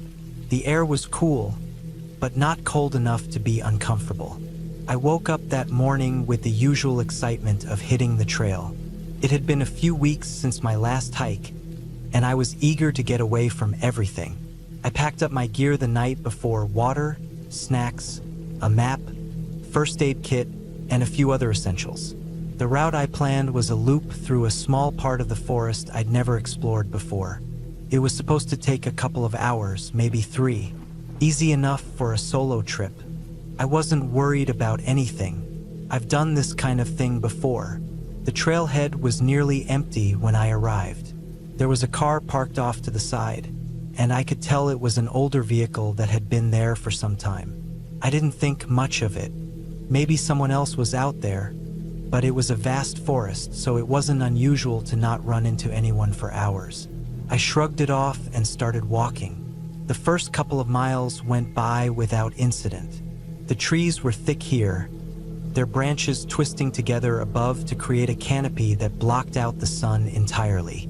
The only sounds were the crunch of my boots on the trail, the occasional rustle of leaves in the wind, and the distant calls of birds. It was peaceful, exactly what I was looking for. The deeper I went into the forest, though, the more unsettling it started to feel. It wasn't anything I could put my finger on exactly. The air felt heavier, like it was pressing down on me, and the sounds of the forest seemed to grow more distant. It's strange how quickly the world around you can shift from calm to eerie, and that's how it was. The woods weren't silent, but the noises were different, more muted, like the forest itself was holding its breath. By the time I reached the halfway point of the trail, I had begun to notice the absence of familiar signs. Normally, I'd expect to see a trail marker or maybe a stream, a small clearing, something that reassures you that you're on the right path. But here, there was nothing. The trail had become more difficult to follow, and it was hard to tell which way was which. I checked the map, but it was no help. The markings didn't match anything I was seeing. The trees looked the same in every direction, and I felt a flicker of doubt creep into my mind. I paused for a moment, took a deep breath, and tried to shake off the unease. It was just my mind playing tricks on me. Nothing more. I kept walking, hoping to reach a familiar landmark, but nothing seemed to change. After another hour or so, the trail completely disappeared. The path that I had been following had dwindled into nothing, replaced by undergrowth and thick, tangled roots. I stopped, and for the first time I felt a rising panic. I should have turned back earlier, but now it felt too late. I pulled out my map again, but it wasn't much help. The trails I'd expected to follow weren't there anymore. The landmarks I had hoped to rely on seemed non-existent. I turned around, hoping to retrace my steps, but that only made things worse. Everything looked unfamiliar, and the trees seemed to loom over me, closing in from every side. I tried to stay calm. It wasn't unusual to get disoriented in a forest like this. I told myself to keep moving, to keep walking, and eventually, I would find my way out. But as the hours passed, the situation only seemed to worsen. It wasn't just the trail that had disappeared. The forest itself felt different, more oppressive. The sky was growing darker as the sun started to dip behind the clouds. I checked my watch, nearly 6 o'clock. I should have been out by now, but there was no sign of anything familiar. That's when I started to hear it. At first, it was subtle, just a faint rustling sound, like something moving through the brush. I paused, my heart skipping a beat. It was far enough away that I couldn't see what it was, but I could hear it. The sound was strange, unnatural. It was too rhythmic, too deliberate to be an animal. I stood still, straining my ears, but it stopped as suddenly as it had started. I took a step forward, trying to ignore the growing unease. The forest felt empty, too empty. There were no sounds now, no birds, no wind. Just the deafening silence and my own heartbeat. The hair on the back of my neck stood up. Something wasn't right. The wind picked up a little, blowing through the trees, but it didn't do much to calm my nerves. It only made the shadows between the trees seem longer, darker. I kept walking, but now I was aware of every snap of a twig underfoot, every rustle of leaves. The world felt as though it were holding its breath. By the time it was fully dark, I had no idea where I was. The light from my phone barely helped. I had no reception, of course, but I used it to light my way as I stumbled through the woods. I couldn't stop thinking about the rustling. Whatever it wasn't natural. The noise had come from a place where there shouldn't have been anything. Too still, too quiet. Then it happened again. A distinct, deliberate sound. It was closer this time. I froze, gripping my phone tighter. I could hear it moving slowly, methodically. I tried to peer through the trees, but the darkness was thick. I felt the weight of something unseen, something watching me, even though I couldn't see it. My heart began to race. I had to get out of there. I took off running. I didn't care if I was heading in the right direction. I just needed to get away from whatever that sound was, away from the feeling that something was following me. I crashed through the underbrush, limbs and branches grabbing at me, but I didn't stop. Every time I glanced over my shoulder, the rustling sound was closer. I couldn't see it, but I knew it was there. My breath was ragged, and my legs felt like they were going to give out. The ground beneath me shifted, the earth soft and uneven. I stumbled, catching myself just before I fell. Panic flooded my chest, and I forced myself to keep moving, but the exhaustion was setting in. I didn't know how much longer I could go on. And then, just as suddenly as it had begun, the sound stopped. The woods were silent again. No rustling, no footsteps, just the oppressive quiet. I stopped and listened. The weight of the silence felt suffocating, like something was waiting in the dark. I didn't know what it was, but I knew I couldn't wait to find out. I forced myself to keep moving, though now my thoughts were consumed with dread. I couldn't just keep running. I had to figure out where I was, or I'd end up in a worse situation. I decided to pause, collect myself, and try to find a way back. I found a small hill and climbed it, hoping for a better vantage point. And there, in the distance, I saw it. An outline of something in the dark, faint but unmistakable. It was a building, a cabin. I couldn't believe my eyes. A cabin? Here in the middle of nowhere? I didn't know if I should feel relieved or terrified, but it was a sign of civilization. Something I could use. I moved toward it quickly, desperate. The cabin wasn't as far as I had expected. It only took a few minutes to reach it. I cautiously approached, unsure of who or what might be inside. The door was slightly ajar, creaking in the wind. I stood there for a moment, unsure whether to go in or not.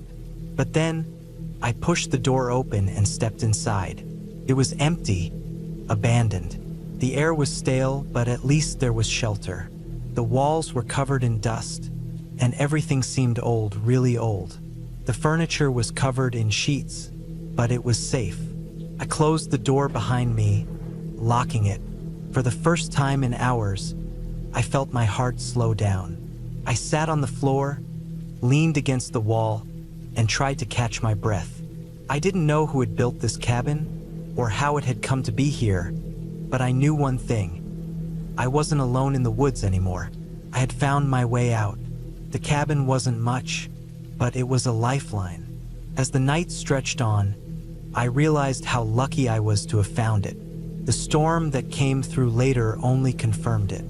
The rain came down hard, soaking everything outside, but I was dry, safe, and finally able to relax. In the morning, When the storm cleared and the sun returned, I left the cabin, taking one last look before heading back toward the trailhead.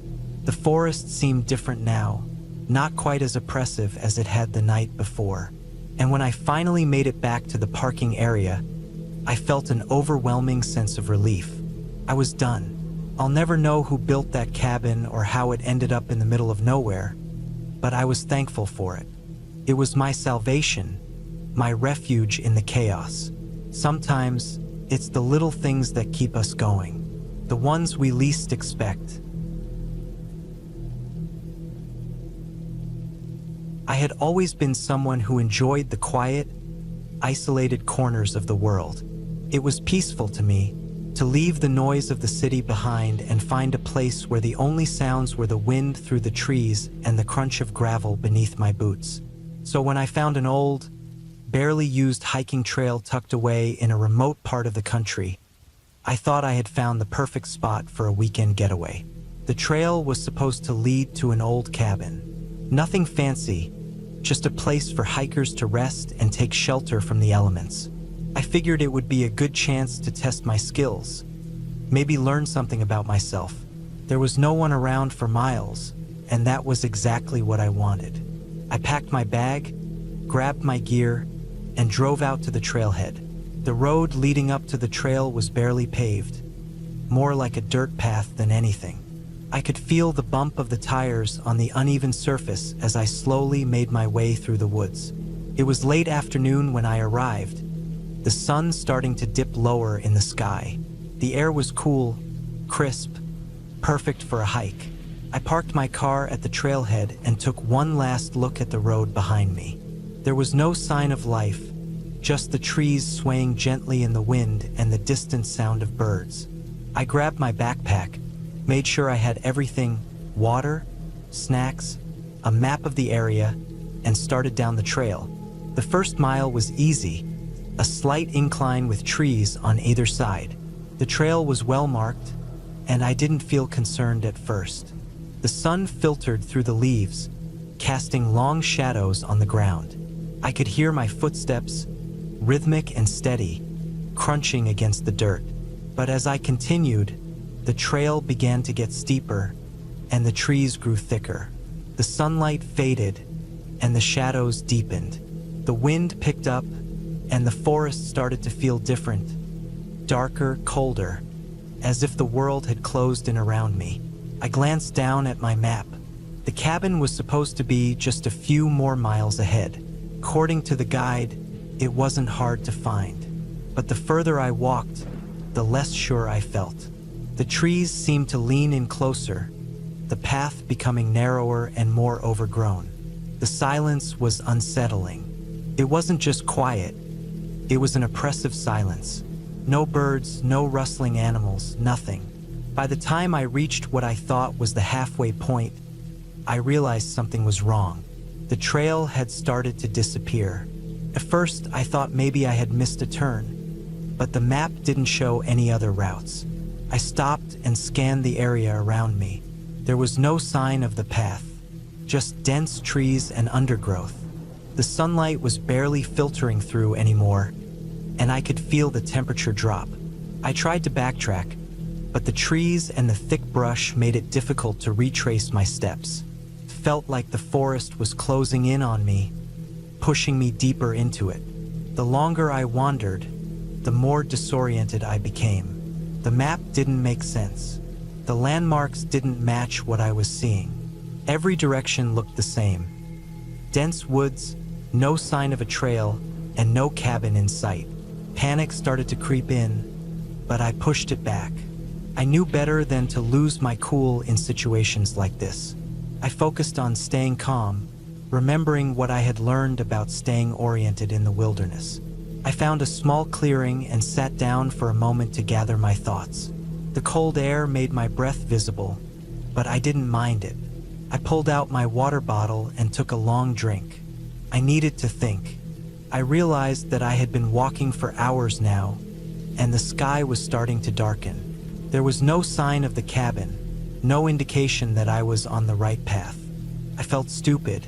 How had I gotten so lost? I had done everything by the book. checked the map, kept track of time, but somewhere, something had gone wrong. I decided to head in what I hoped was the right direction, just to see if I could pick up the trail again. I needed to find some sort of landmark, a hill, a rock, anything. But the forest was endless, with no sign of anything other than trees and brush. The more I walked, the more I started to doubt myself. Was I going in the right direction? Should I just stop and wait for someone to find me? But that thought terrified me.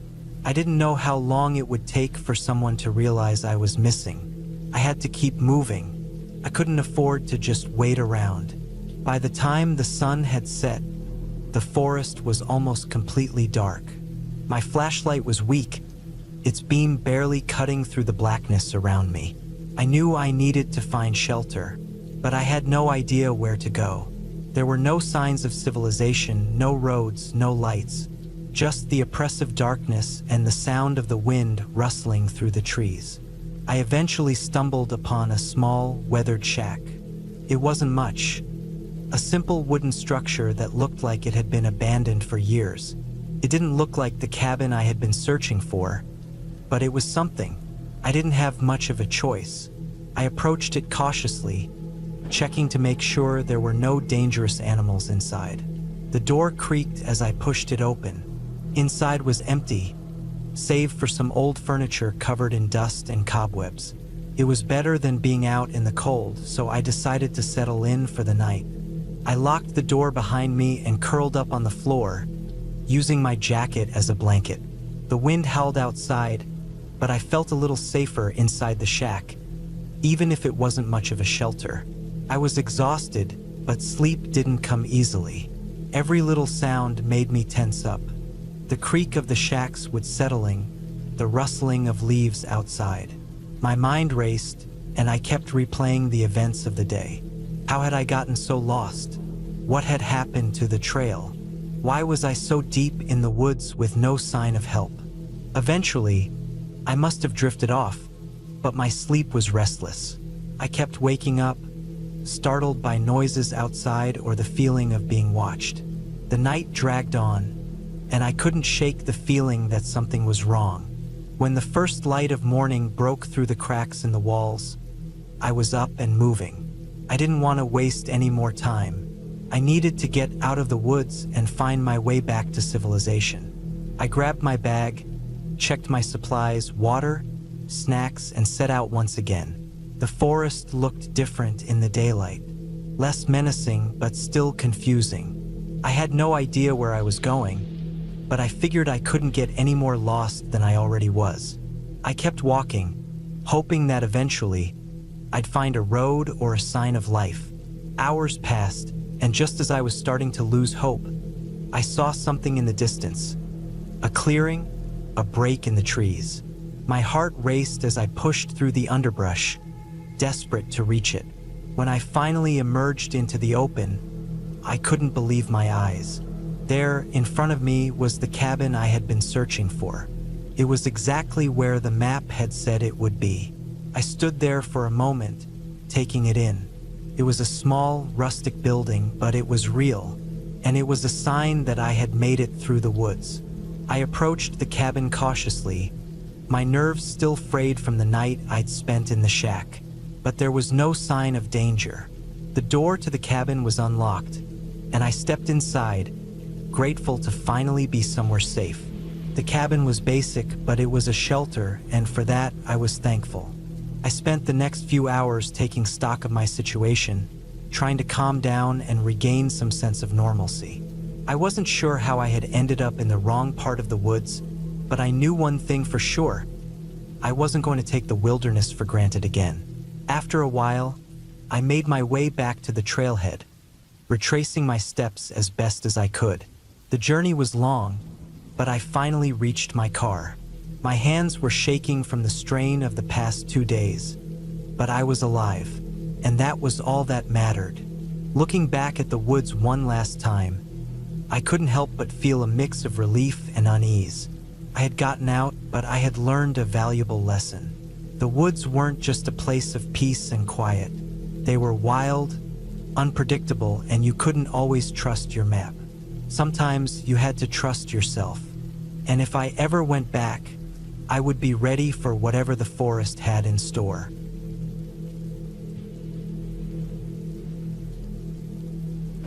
I was in the middle of nowhere.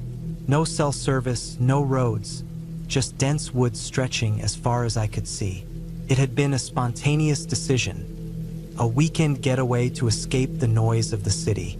I'd heard about a remote cabin on an old hiking trail that was supposed to be peaceful, just perfect for clearing my head. The kind of place that seemed to promise a break from the chaos of everyday life. But as soon as I started the hike toward it, I began to feel something wasn't quite right.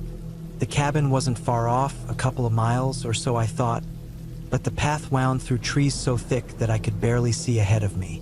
It was quiet, not the calm quiet I had hoped for, but an unsettling silence that seemed to close in on me with every step I took. I brushed it off at first, told myself it was just the isolation, that I was overthinking things.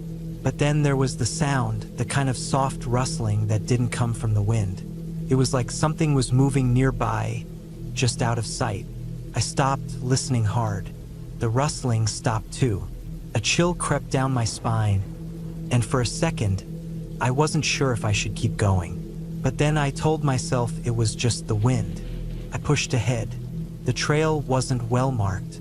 Overgrown in places, it looked like no one had bothered with it in years. I had to step over rocks, branches, and fallen trees, each step growing more difficult. My legs were starting to ache, but I had come this far. I couldn't just turn back now. The cabin wasn't far. I repeated that to myself over and over. When I finally saw the cabin, it was smaller than I'd imagined. It looked run down, but still intact. Old wooden walls, a roof covered with moss. There were no other cabins nearby, no signs of life. Just the desolate stillness of the woods around me. My stomach churned as I walked toward it, an odd sense of dread settling in my chest. Inside, it was just as I had expected, dark and musty. The smell of old wood and dust in the air. The windows were boarded up and the furniture was minimal. An old couch, a table, and a few chairs. A fireplace stood at one end, but there was no firewood to light it with.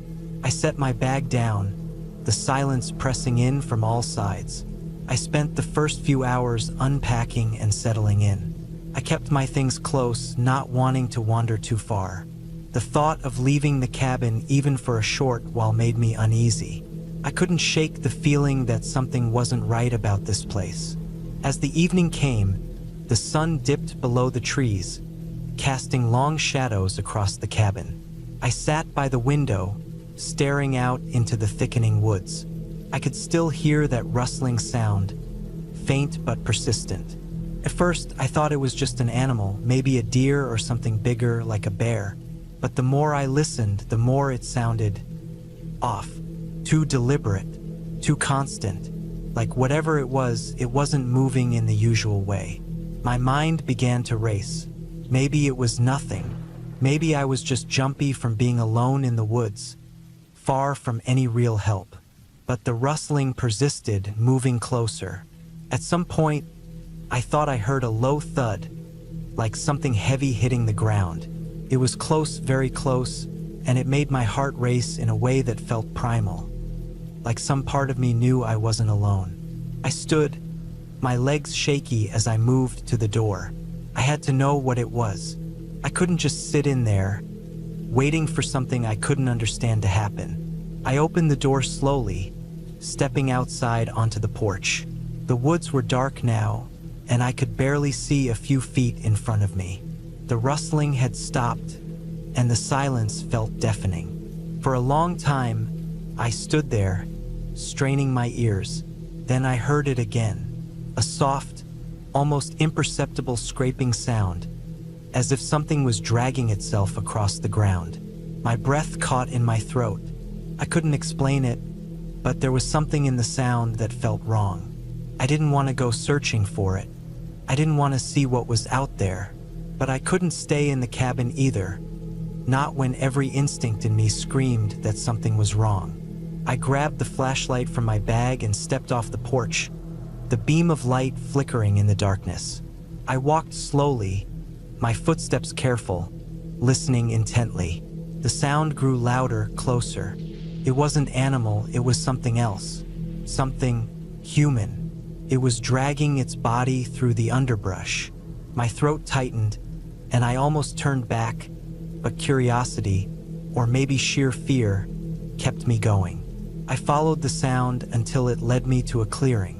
The beam of my flashlight danced over the trees, the undergrowth, and the shadows in between. At the far edge of the clearing, there was something, a shape. I froze, heart thundering in my chest. It was hard to make out, but it looked like a person, bent over, crawling through the dirt. The flashlight's beam caught their face.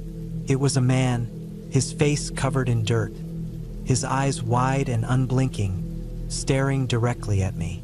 I backed away, my breath catching in my throat. My instincts screamed at me to run, but my feet wouldn't move. And then, as if sensing my hesitation, the man turned his head toward me. His mouth opened, but no sound came out. Only the rasping sound of breath, shallow and broken. He crawled forward, dragging himself with a desperation that made my stomach turn. I had never felt more terrified in my life. Every nerve in my body screamed for me to get out of there, but I was rooted to the spot, paralyzed by the sight of him, the strange, silent way he moved.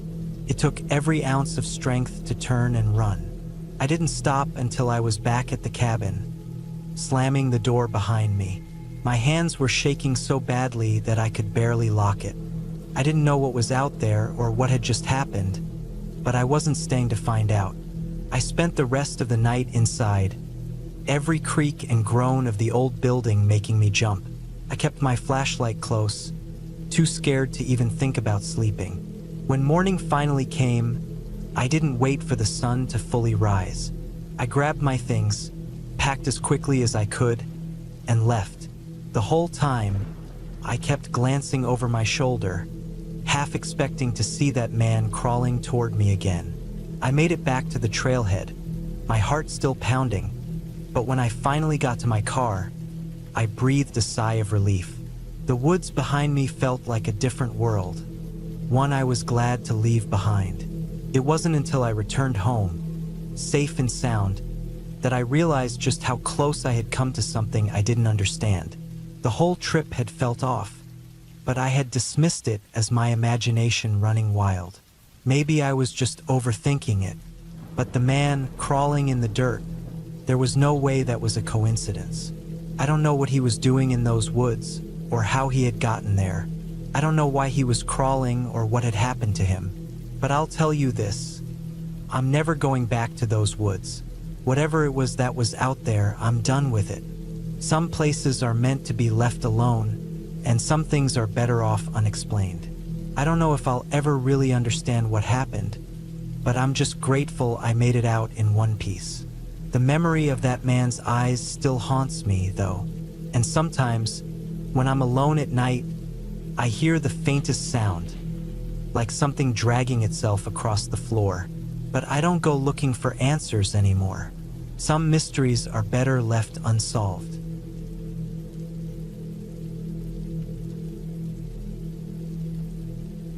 I had always thought I was good at being alone. Spending time in nature, getting away from it all was something I treasured. I grew up in a small town, surrounded by woods and mountains, and as an adult, I found peace in going on solo hikes. But this time, things were different. Started like any other trip, really. I packed my usual gear: a tent, sleeping bag, extra clothes, and enough food to last me a couple of days. I had a map, though I didn't expect to need it much. The plan was simple: hike through the forest, set up camp by the river, and enjoy the quiet of being completely isolated for a few days. The hike to my destination was smooth, and the weather was perfect, cool with a gentle breeze and the sun shining through the trees. I moved at my own pace, taking breaks whenever I felt like it, sipping water, and enjoying the sounds of the forest. Birds were chirping, leaves rustling in the wind, and the occasional crack of a branch underfoot made everything feel peaceful. By the time I reached my camp spot, the sun was beginning to dip below the horizon, casting long shadows across the forest floor. I set up my tent next to the river, the sound of the flowing water a soothing backdrop to my efforts. I took my time to get everything just right, arranging my gear and setting up my campfire. The sun was nearly gone by the time I finished, and the light was beginning to fade fast. I ate my dinner by the fire, the crackling of the wood mixing with the gurgling river. It was calm, tranquil, exactly how I liked it. As the night wore on, I found myself watching the stars, enjoying the silence. The only sounds were the river, the wind, and the occasional rustle in the bushes behind me. I didn't think much of it at first, probably just an animal, maybe a deer or a raccoon. I finished my food and sat there for a while, listening. The silence had settled in again, but this time it felt a little thicker, like the forest itself was holding its breath. I couldn't shake the feeling that I wasn't alone, but I shrugged it off. It was probably just the woods playing tricks on my mind. It's easy to feel that way when you're out there, alone in the dark. Eventually, I decided to turn in for the night. I zipped up my tent and crawled into my sleeping bag. The fire had burned down to embers, and the only light now came from the faint glow of the stars above. The river's steady rush was comforting, and I closed my eyes, trying to block out the creeping feeling that something was off. It wasn't long before I heard it, a sound that broke the rhythm of the night. A twig snapped. It wasn't far from the tent, just outside. My heart skipped a beat. I lay still, straining to hear any other sounds, but there was nothing. I told myself it was just another animal, maybe a squirrel or a rabbit. It wasn't anything to worry about. But then I heard another snap, and another. This time it was closer. I sat up, my heart pounding. The rustling sound was coming from just outside my tent, as if something was walking around it. I held my breath, listening carefully. Could still be an animal, but this felt different. There was something deliberate about it, like it was circling, taking its time. It wasn't just a random noise. I grabbed my flashlight and flicked it on, the beam cutting through the darkness. I pointed it at the opening of the tent, but saw nothing. The forest was silent again. I held the light steady, scanning the trees around me, but nothing moved. I forced myself to breathe, trying to calm down. It was just an animal, I thought. Maybe a bear or something. I had heard that they sometimes roam through the area, especially at night. Still, my mind raced. The sounds from outside my tent didn't feel like they came from an animal. I spent the next few hours wide awake, listening to every rustle and crack in the forest. Each sound sent my nerves into overdrive. I didn't dare leave the tent. It felt like something or someone was out there waiting, watching. I didn't know what it was, but I couldn't shake the feeling that I was being hunted. At some point, I must have drifted off to sleep. When I woke up, the sun had just started to rise, and the forest around me was bathed in soft golden light. I got up, stretched, and unzipped the tent, stepping outside. The air was cool, and the smell of damp earth filled my lungs. Everything looked normal. The campfire had burned out overnight, and the river was still rushing past. But when I looked around, I noticed something strange. The ground near the edge of my tent was disturbed. There were deep, uneven tracks in the dirt, like something heavy had been walking around. I felt a knot tighten in my stomach. The tracks weren't from an animal. They were too big, too deliberate. They seemed to circle the tent, just like the rustling I had heard the night before. I followed the trail with my eyes, and my gaze landed on a large rock nearby. There, sitting on the rock, was a piece of cloth, a scrap of something torn, stained, and weathered by time. I moved closer, my heart pounding in my chest. I picked it up carefully. It was old, torn at the edges, and dirty. I I could barely make out what it had once been, a shirt or jacket, maybe. But what struck me was the unmistakable scent that wafted off it. It was something rancid, something decayed, like it had been left out in the woods for a long time. I dropped it as if it had burned me. My mind raced. Someone had been here, not just anyone, a person. I wasn't alone out here.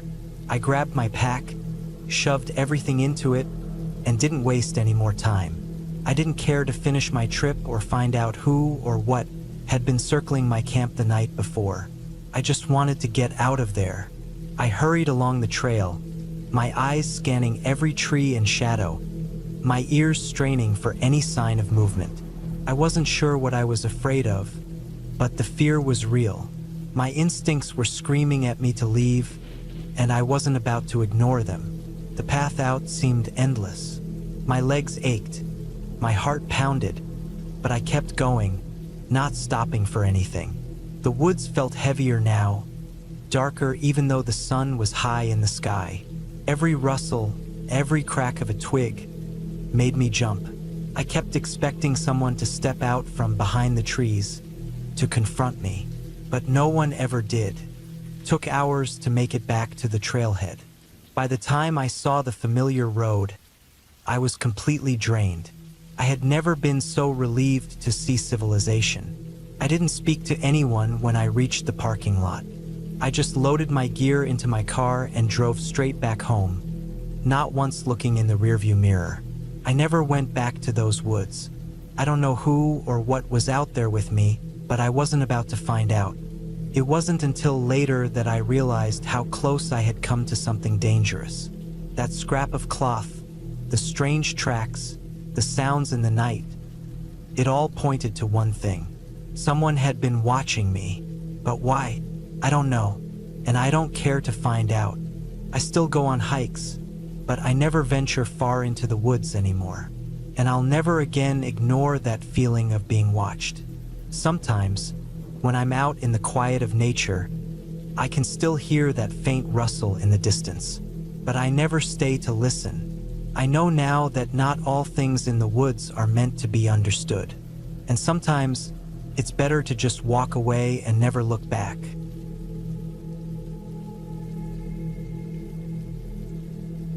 I've always been someone who enjoyed a little solitude, which is why I decided to spend a weekend alone in a cabin up in the woods, the kind of place where you don't hear anything except the wind and the occasional rustle of leaves. No Wi-Fi, no cell service, just nature. It was supposed to be a break from the hustle of daily life, a way to reset and clear my mind, but things didn't go as planned. I found the cabin after some searching on an old, rural website. It was nestled deep in the forest, far from civilization, and the description sounded perfect. A small, rustic wooden cabin with a fireplace, a few basic amenities, and a porch with a view of the surrounding wilderness. It was more than what I could have asked for, and I was excited to disconnect completely. The drive there was long. I left in the early morning, and by the time I reached the end of the paved road, the sky had already turned gray, and the sun was beginning to dip low. The last few miles were on a rough, dirt path that wound through the trees. I hadn't seen another vehicle for miles, and it felt like I was entering a place untouched by time. I pulled up in front of the cabin, the small structure barely visible through the thick forest around it. The place looked just like the photos, old but well kept. The wood was weathered but solid, and the chimney had a faint trail of smoke rising from it. The whole scene gave off an eerie, almost cinematic vibe, but I didn't think much of it at the time. After unloading my gear, I settled inside. The cabin was exactly what I expected. Small, but cozy. A wood-burning stove, a couple of chairs, a table, and a bed with a thick quilt. I got the fire going, and the warmth quickly made the place feel like home. The sun had set by the time I finished setting up, and the darkness outside was almost absolute, except for the faint glow of moonlight filtering through the trees. I spent the evening reading, enjoying the silence, and letting myself sink into the solitude. But as the night wore on, I started to feel something. It wasn't fear, not exactly. More like an uneasy feeling that I was being watched. But when I turned around, there was nothing but the flickering firelight. I tried to shake it off, telling myself it was just the isolation getting to me. Around midnight, I decided to turn in. The bed was surprisingly comfortable, and I quickly drifted off to sleep. The next morning, I woke up to the sound of birds chirping and the soft rustling of wind in the trees. The sun was already up, streaming through the gaps in the wood, casting long shadows on the floor. I stretched, feeling refreshed, and decided to take a walk around the property. There was a small trail that led deeper into the woods, and I followed it for a while, enjoying the crisp morning air and the solitude. The trail seemed to go on forever, winding through the thick trees with no other signs of human life. The further I walked, the more I felt a sense of isolation. It was peaceful, yes, but also unsettling. It felt like I was on the edge of the world, with nothing but wilderness around me. I wandered for hours, not paying attention to the time, until I finally came across a clearing. At first, it seemed like just another open space in the woods, but then I noticed something odd. In the center of the clearing was an old, weathered stone well. It was covered in moss, and the stones looked like they had been there for decades, maybe longer. The well seemed out of place, like it didn't belong in this part of the forest. Curiosity got the best of me, and I approached it. The stone was cool under my fingers as I leaned over the edge, peering down into the dark opening. I couldn't see anything at first, just darkness. But then, as my eyes adjusted, I thought I saw something moving at the bottom.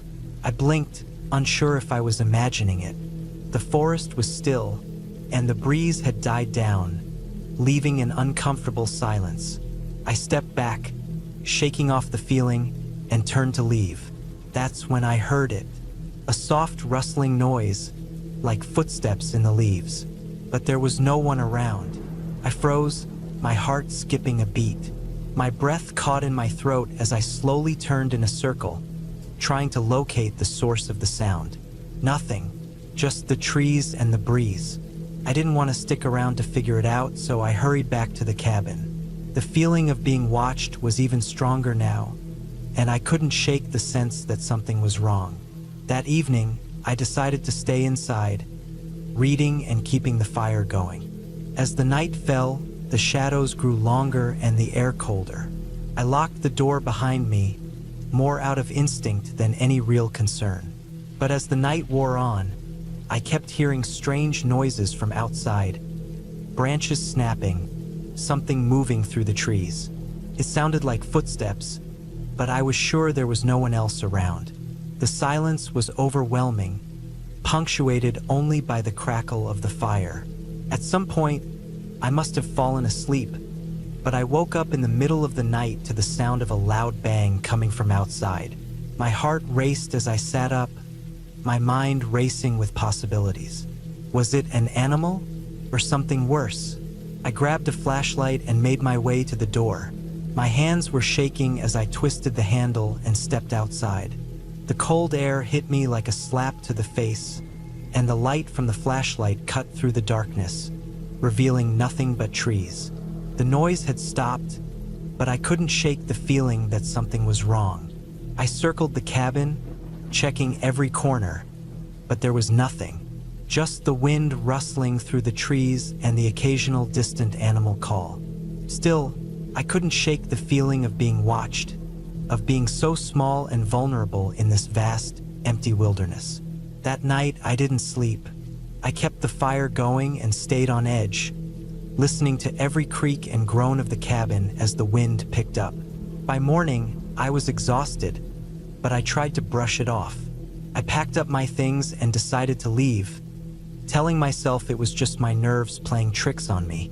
I drove down the rough dirt path, but as I reached the end of the road where the pavement began, something made me stop. I looked back at the cabin, barely visible through the trees. For a moment, I saw something in the window, a shadow, just for a second. I blinked, and it was gone. I didn't know what it was, but in that moment I understood. Something was out there in the woods watching. I wasn't alone, not really. I didn't have to see it to know it was there, lurking in the forest, waiting. I left that place and I didn't go back. I'm not sure if I'll ever really understand what happened, but I know one thing for sure. Sometimes, being alone in the middle of nowhere isn't peaceful. It's terrifying.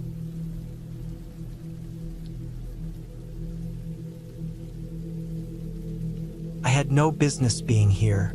I knew that much from the moment I made the turn onto the old dirt road. The kind of road you don't see in the city.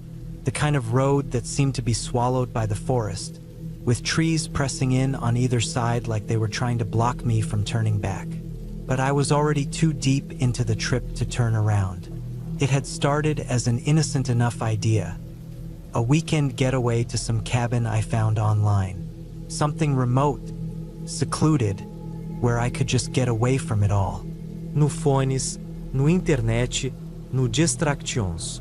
Just me, the woods, and the sound of nature. I had a vague idea of where the cabin was supposed to be. The GPS was acting up. No surprise there, being so far off the beaten path. But it kept insisting I take this dirt road, telling me I was almost there. The cabin was supposed to be a peaceful retreat, nestled in the mountains. The photos online made it look perfect, surrounded by thick forest and a quiet, serene lake. It was supposed to be a simple escape from the stress of city life. But now, with every bump in the road, I felt less and less sure about this decision. The road stretched on, winding through the trees in a way that felt deliberate, like the forest was slowly swallowing me whole. My car was the only one on the road. Not a single soul around for miles. Not a house, not a shop, just trees. The air was thick with the scent of pine and damp earth. The sort of smell that told you this place hadn't been disturbed by human hands in a long time. I didn't even think to check the weather before heading out, but now the sky was thickening, clouds rolling in like they were part of some bigger plan to keep me trapped here. A few raindrops hit the windshield. Nothing big, but enough to make the road slick and dangerous. I gripped the wheel a little tighter, my eyes scanning the road ahead, looking for any sign that I was nearing the cabin. Minutes stretched into what felt like hours as I drove deeper into the forest. It felt like I was the only person left in the world. Even the birds had stopped singing. I rolled down my window, hoping to catch a breeze, but all I got was the dense, heavy air of the woods. There was no turning back now. I told myself that, even though a small part of me wondered if I should have called it quits and found a hotel in the nearest town. I rounded a bend in the road, and then there it was, the cabin. It stood at the edge of a small clearing, looking like something straight out of an old survivalist movie. It was made of rough-hewn logs, the wood darkened with age, and the roof was a simple slant, covered in moss and patches of lichen. There were no neighbors, no signs of life, just trees, dirt, and the cabin. I parked my car, the engine sputtering as it came to a stop. The cabin looked just like the pictures, though the reality of it made the hairs on the back of my neck stand up. There was something off about it. It wasn't the kind of place that made you feel welcome. It was more like a place that made you feel like you were trespassing, even if you technically weren't. I grabbed my bag and stepped out of the car. The air was colder than I expected, and I shivered slightly. My footsteps crunched against the gravel driveway as I made my way up the small path to the door. The front porch had a couple of chairs, but they were covered in a layer of moss, as though no one had sat in them for years. I fumbled with the lock, and after a few seconds, the door creaked open. Inside, the cabin was just as you'd expect. There was a small living room with an old wood-burning stove, a few mismatched chairs, and a simple wooden table. The place felt lived in but not recently. Dust covered every surface, and the smell of mildew hung thick in the air. The kind of musty smell you get when something hasn't been used in ages. I set my bag down on the floor and went to open a window, But as I did, I noticed something strange. The window wasn't dirty. It wasn't just dust on the glass. It looked like someone had deliberately smeared something on the outside. Something red. I couldn't tell what it was at first, but it made my stomach twist. I wiped at the glass with my sleeve, trying to get a better look. That's when I saw it. Handprints. Streaks of red, smeared across the window. They were too big to be from an animal. Too deliberate to be some random mark left by nature. I stood frozen for a moment, staring at it. My heart pounded in my chest, and I had the sudden, overwhelming urge to just leave. But I couldn't. I was already here, and I couldn't let some strange handprints scare me away. I forced myself to turn away from the window and look around the rest of the cabin. I checked the kitchen, which was simple but functional, and the tiny bathroom. The place was older than I expected, but it had everything I needed. I figured I could shake off the feeling that something was wrong and settle in for the night. The sun was setting, casting long shadows across the trees outside. I went to the stove and started a small fire, feeling the warmth spread through the cabin. The rain had picked up outside, tapping against the roof like 1,000 little feet. It was the perfect kind of night for staying in, reading a book, and just relaxing. But as the fire crackled, I couldn't shake the feeling that I wasn't alone. It was a quiet, oppressive kind of loneliness, a sense that there was something in the forest watching me, just out of sight. Every sound outside seemed louder than normal. The wind in the trees, the rain, even the occasional rustle of animals in the underbrush. I tried to push the feeling away, but it clung to me like the dampness in the air. I sat in the chair, staring into the fire, the flickering light dancing across the room. Every now and then, I would hear a noise, a branch snapping, a twig breaking, the sound of something moving around outside. I couldn't help myself. I stood up and walked to the window, peering out into the darkness. All I could see were the trees, their branches swaying in the wind. But the darkness felt wrong. It was like the forest was closing in around me, the shadows deeper than they should be. The rain had stopped, but the air still felt thick with it. I hesitated for a moment, then decided to go outside for a quick walk. Maybe some fresh air would clear my head. I grabbed my jacket, stepped outside, and made my way down the small path leading into the forest. The ground was soft beneath my boots, the leaves slick with moisture. I walked for what felt like a while, trying to shake the unease gnawing at my gut. But the deeper I went into the woods, the more I felt it. The feeling that I was being followed. First, I thought it was my imagination, but then I heard it, footsteps, soft but unmistakable. I spun around, but there was nothing there. No one, just the trees. I quickened my pace, turning back toward the cabin, my heart pounding. The footsteps kept pace with me, just behind. Every time I turned, there was nothing, but the sound didn't stop. The air seemed to grow colder, heavier, as if the forest itself was holding its breath. Finally, I reached the cabin, bursting through the door and slamming it behind me. I leaned against it, trying to steady my breathing. I was shaking now, my mind racing, but the sound of footsteps had stopped. For now, I didn't sleep much that night. The fire had burned low, and the silence of the cabin seemed to press in on me. Every creak of the floorboards, every whisper of wind outside made me jump. It was a long night, but by morning, I was exhausted.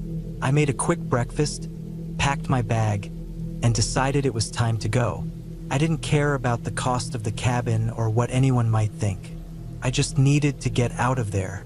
I started the car and drove away, the wheels spinning on the dirt road. The further I went, the more I felt the tension leave my body. The trees thinned out, and I finally saw the first sign of civilization, a road sign pointing to the nearest town. But just before I reached the highway, I noticed something, a figure standing at the edge of the woods. It was far off in the distance, but I could still make out the shape of a person. They were watching me. I didn't stop. I didn't look back. I just drove. And when I finally got to the town, I never went back to that cabin. I never even found out who else had been out there. But sometimes, when I think about it, I wonder if I was ever truly alone out there in the woods.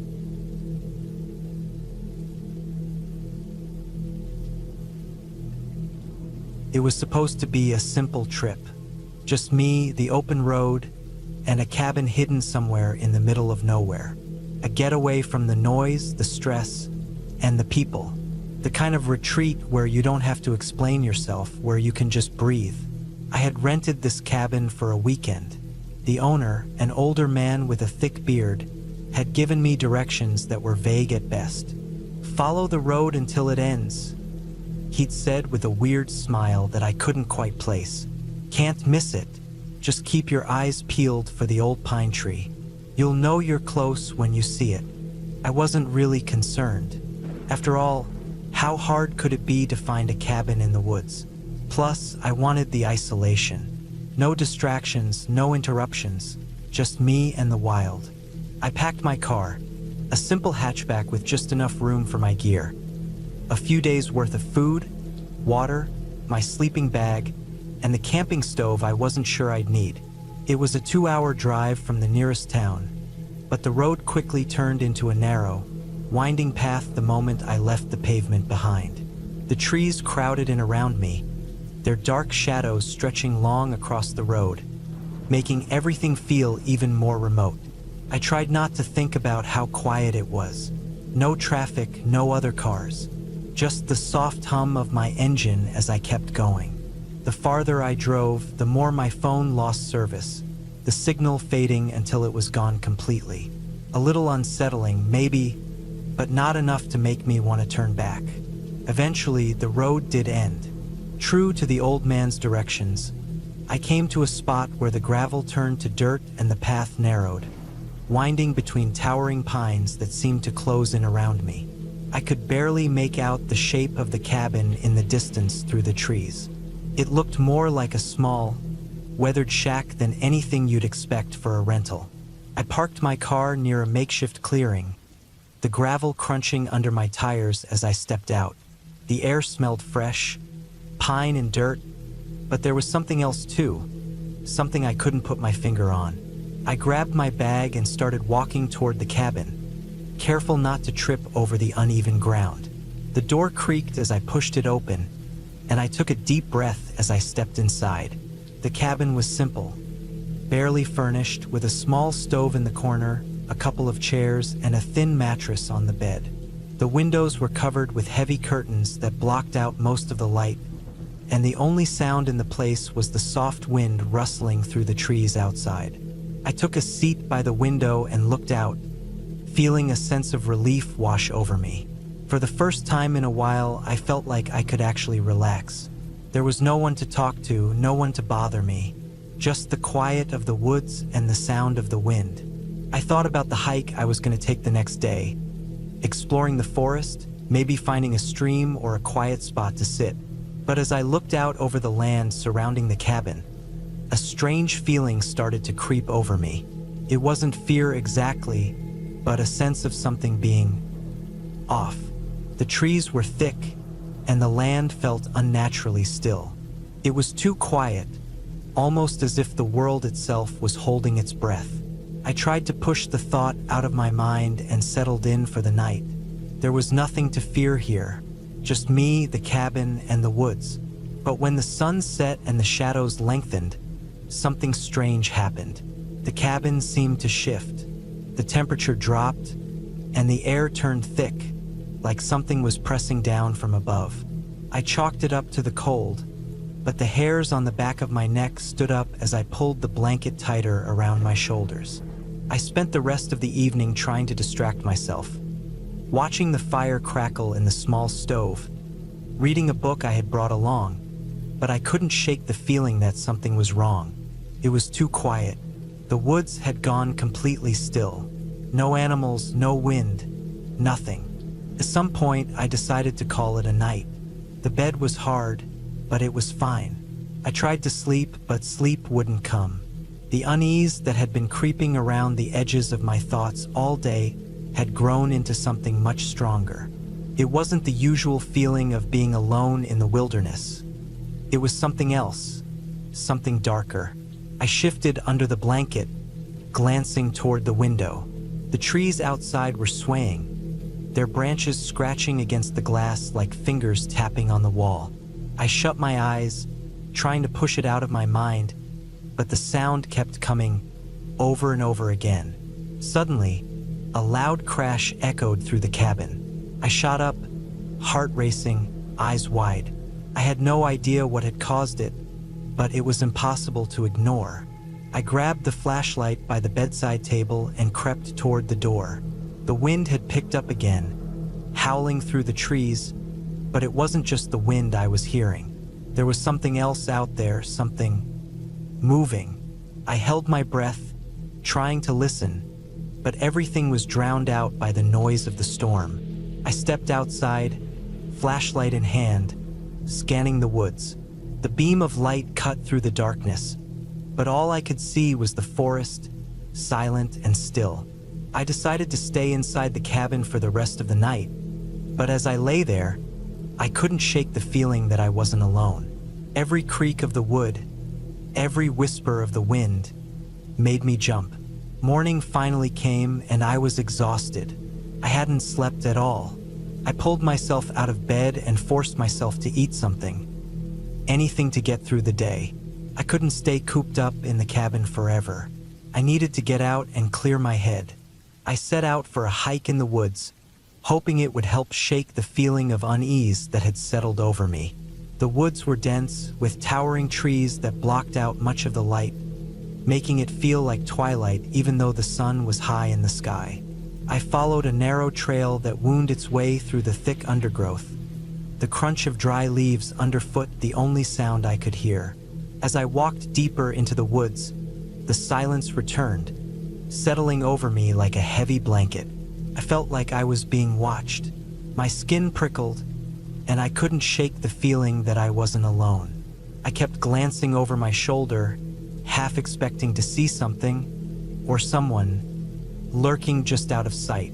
The trail eventually opened up to a small clearing, and for a moment, I thought I had escaped the oppressive silence. But then I saw it, an old, weathered fence running through the middle of the clearing. It was made of rough wood, the posts twisted and broken, like it had been there for years, maybe decades. The gate hung off its hinges, swaying gently in the breeze. I approached cautiously, my heart pounding in my chest. Something about that fence, that gate, felt wrong. As I got closer, I noticed something else. There were fresh tracks in the dirt, large, deep impressions as if something or someone had been here recently. My mind raced. I wanted to turn around to go back to the safety of the cabin, but something held me in place. It was as if the clearing was drawing me in, pushing me toward the fence. I stepped over the broken gate and moved forward, unable to resist the pull of the strange place. The further I walked, the more uneasy I felt. The trees here were darker, their branches twisted in unnatural shapes. It felt like the woods themselves were closing in around me, suffocating me. And then I saw it. At first, it looked like just another tree, tall, thick, its bark rough and scarred. But as I stepped closer, I saw that there was something carved into it. Symbols, lines, shapes. It was almost like a warning. I touched the tree, and a cold chill ran down my spine. The symbols felt wrong, like they were alive, shifting beneath my fingers. I quickly pulled away, panic rising in my chest. I had to get out of here. I turned to leave, but something stopped me. There, just beyond the edge of the clearing, I saw a figure, tall, gaunt, its face hidden in shadow. It was standing perfectly still, watching me. I didn't wait to see what it would do. I turned and ran. I don't remember much after that.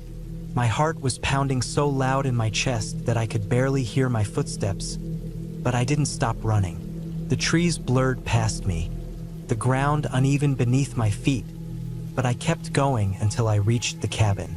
I locked the door behind me and collapsed against the wall, gasping for breath.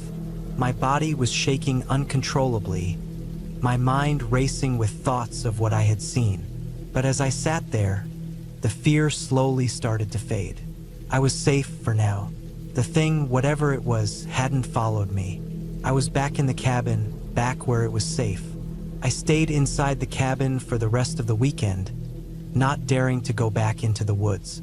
The unease never fully left me, but eventually, I left. I drove back home without looking back, knowing that whatever I had stumbled across in those woods, it was something I didn't need to understand. And as the road stretched out before me, I realized one thing. The woods weren't just a place to escape to, they were a place to escape from.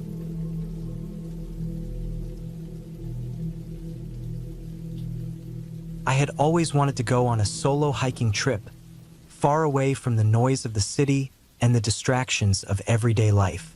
Just the idea of being surrounded by nothing but trees, rocks, and dirt had always sounded peaceful to me. So when I finally got the chance, I decided to pack my backpack, grab my hiking boots, and head to a remote trail in the mountains, far off the beaten path. The kind of place where the nearest person could be miles away. I set off early in the morning, the sun just beginning to peek over the horizon. The trail was narrow, winding through dense woods, the kind where the trees seemed to close in on you as you walked. It was a beautiful, crisp autumn day, the kind where the air is cool enough to be refreshing, but the sun still carries some warmth. The leaves were in full color, reds and yellows splashing against the green of the trees. I was in my element. For hours, I kept walking, the trail twisting and turning as the terrain got more rugged. The path grew steeper, and the sound of birds and insects faded as I moved deeper into the woods. Eventually, I reached a spot where the trees opened up, revealing a small, clear stream running through the rocks. I decided to take a break, sitting on a large boulder near the water, the soft gurgling of the stream relaxing my mind. I refilled my water bottle, ate a quick snack, and continued on. The farther I went, the more remote it became. The trail, which had been well marked earlier, slowly started to disappear, and I found myself following nothing more than faint animal tracks through the underbrush. It didn't bother me. In fact, it felt more like an adventure. A part of me was glad to be away from everything. I enjoyed the solitude. As the day wore on, I began to realize that I hadn't seen anyone else on the trail. At first, I figured it was just because I was so far out, but as time passed, I started to wonder if anyone else ever ventured this far out into the wilderness. Still, I wasn't worried. I had plenty of food, water, and a good map. I had been hiking long enough to know what I was doing. But as the sun began to dip lower in the sky, something started to feel off. The woods were growing eerily quiet. The birds had stopped singing, and there was no wind rustling through the trees. It was as if the entire forest was holding its breath. I tried to shake off the feeling, but it lingered, crawling under my skin like a chill I couldn't shake. The shadows were stretching long across the forest floor as the sun dipped lower. I had to make a decision. Either set up camp for the night, or push on and try to find my way back to the main trail. I didn't want to risk wandering off the path in the dark, so I decided to make camp. There was a small clearing nearby, and I set up my tent next to a large fallen tree. It wasn't until I was kneeling in my tent, adjusting my gear, that I realized something strange. There was no noise, not a single animal, not even the usual rustling of the leaves. The silence was deafening. It was the kind of silence that made your ears ring, the kind of silence that felt unnatural. I shook my head, telling myself I was just tired. It had been a long day of hiking. I made myself a quick meal over the small camp stove and tried to relax. But as the light of the evening faded and the darkness settled in, I couldn't shake the feeling that I was being watched.